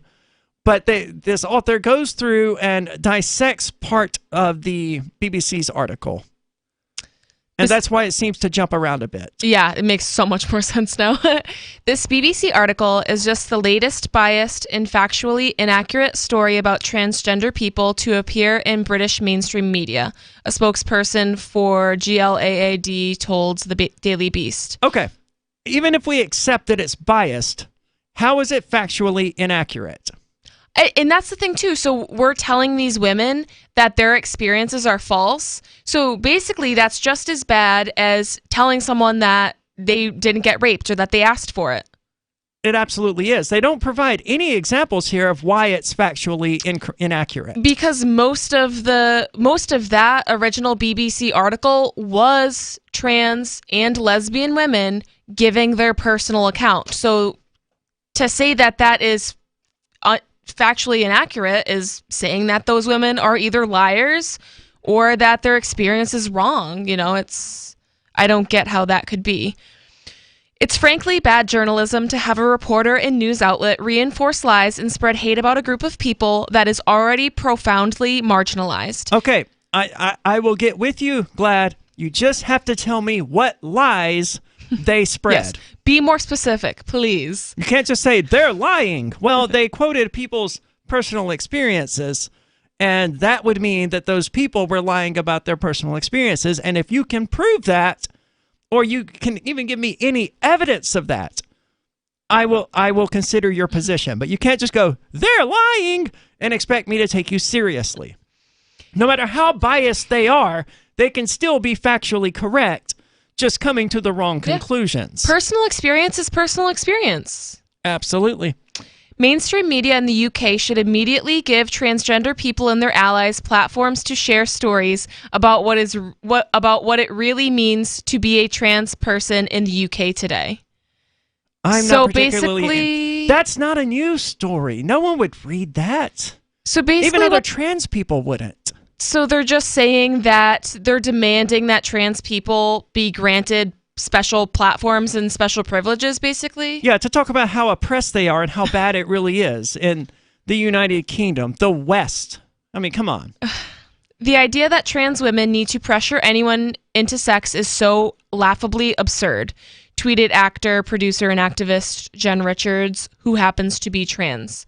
Don't fall for stupid, opted, written, with little to no basis in lived experience by people who want to erase trans people from public life. I do not understand what she's trying to say there. Don't fall for the op-eds written. That's a good...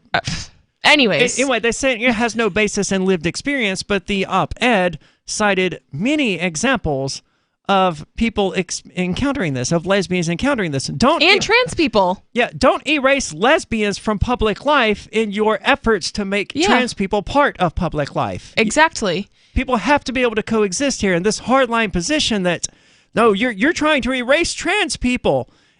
That's not coexistence. And let's be real here. If trans people are marginalized, aren't lesbians too? They are. This is what the entire Dave Chappelle special was about. Now trans people are going to be telling lesbians, stop punching down at us. No, they're not punching they're not punching down. You're punching sideways. You've been convinced to fight each other instead of working together because you're morons who are cannibals and who are so eager to be the one at the center of attention that you don't care if you have to beat a lesbian over the head in order to put yourself in their place so that everyone pays attention to you. You just can't stand for someone else to be the center of attention. No person is ever obligated to be attracted to another person. That completely goes against the concept of autonomy and consent that is so central to the trans and non-binary community. That is a quote from Charlotte Clymer. And I'm unsure as if that is from the BBC article or this one. It seems like it was someone talking to the Daily Beast, saying, I don't know any trans or non-binary person, let alone any activist who would claim that cis lesbians are obligated to be attracted to trans women. I would go even further and say that trans women lesbians aren't obligated to be attracted to trans women. No one's obligated to be attracted to anyone. But I will tell you this, those people do certainly exist. That's a great point, too. So if someone's a trans female with a preference for biological females, are they transphobic, too? I mean... They would probably argue yes, but I would But they're literally argue, a trans person. I would obviously argue no, because, again, it's a matter of sexual orientation, not a matter of preference. They don't seem to ever get that. Saying this is not a new topic... No, it is kind of a new topic. This is something I've never heard really talked about. And the fact that this website has gone out of their way to sort of dispute the article without disputing any of the facts. They're just saying, oh no, they're lying. They're biased. They're incorrect. Well, they're quoting life stories of people, and those things, their life stories are worth talking about.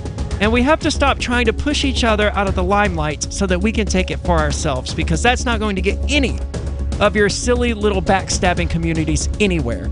It's been Free Talk Live. Find us in the meantime at chat.freetalklive.com. Are you tired of governments murdering people around the world? Stop using their money. There is an alternative. Bitcoin is a stateless, free market, non-political currency. Bitcoin cannot be inflated or controlled by any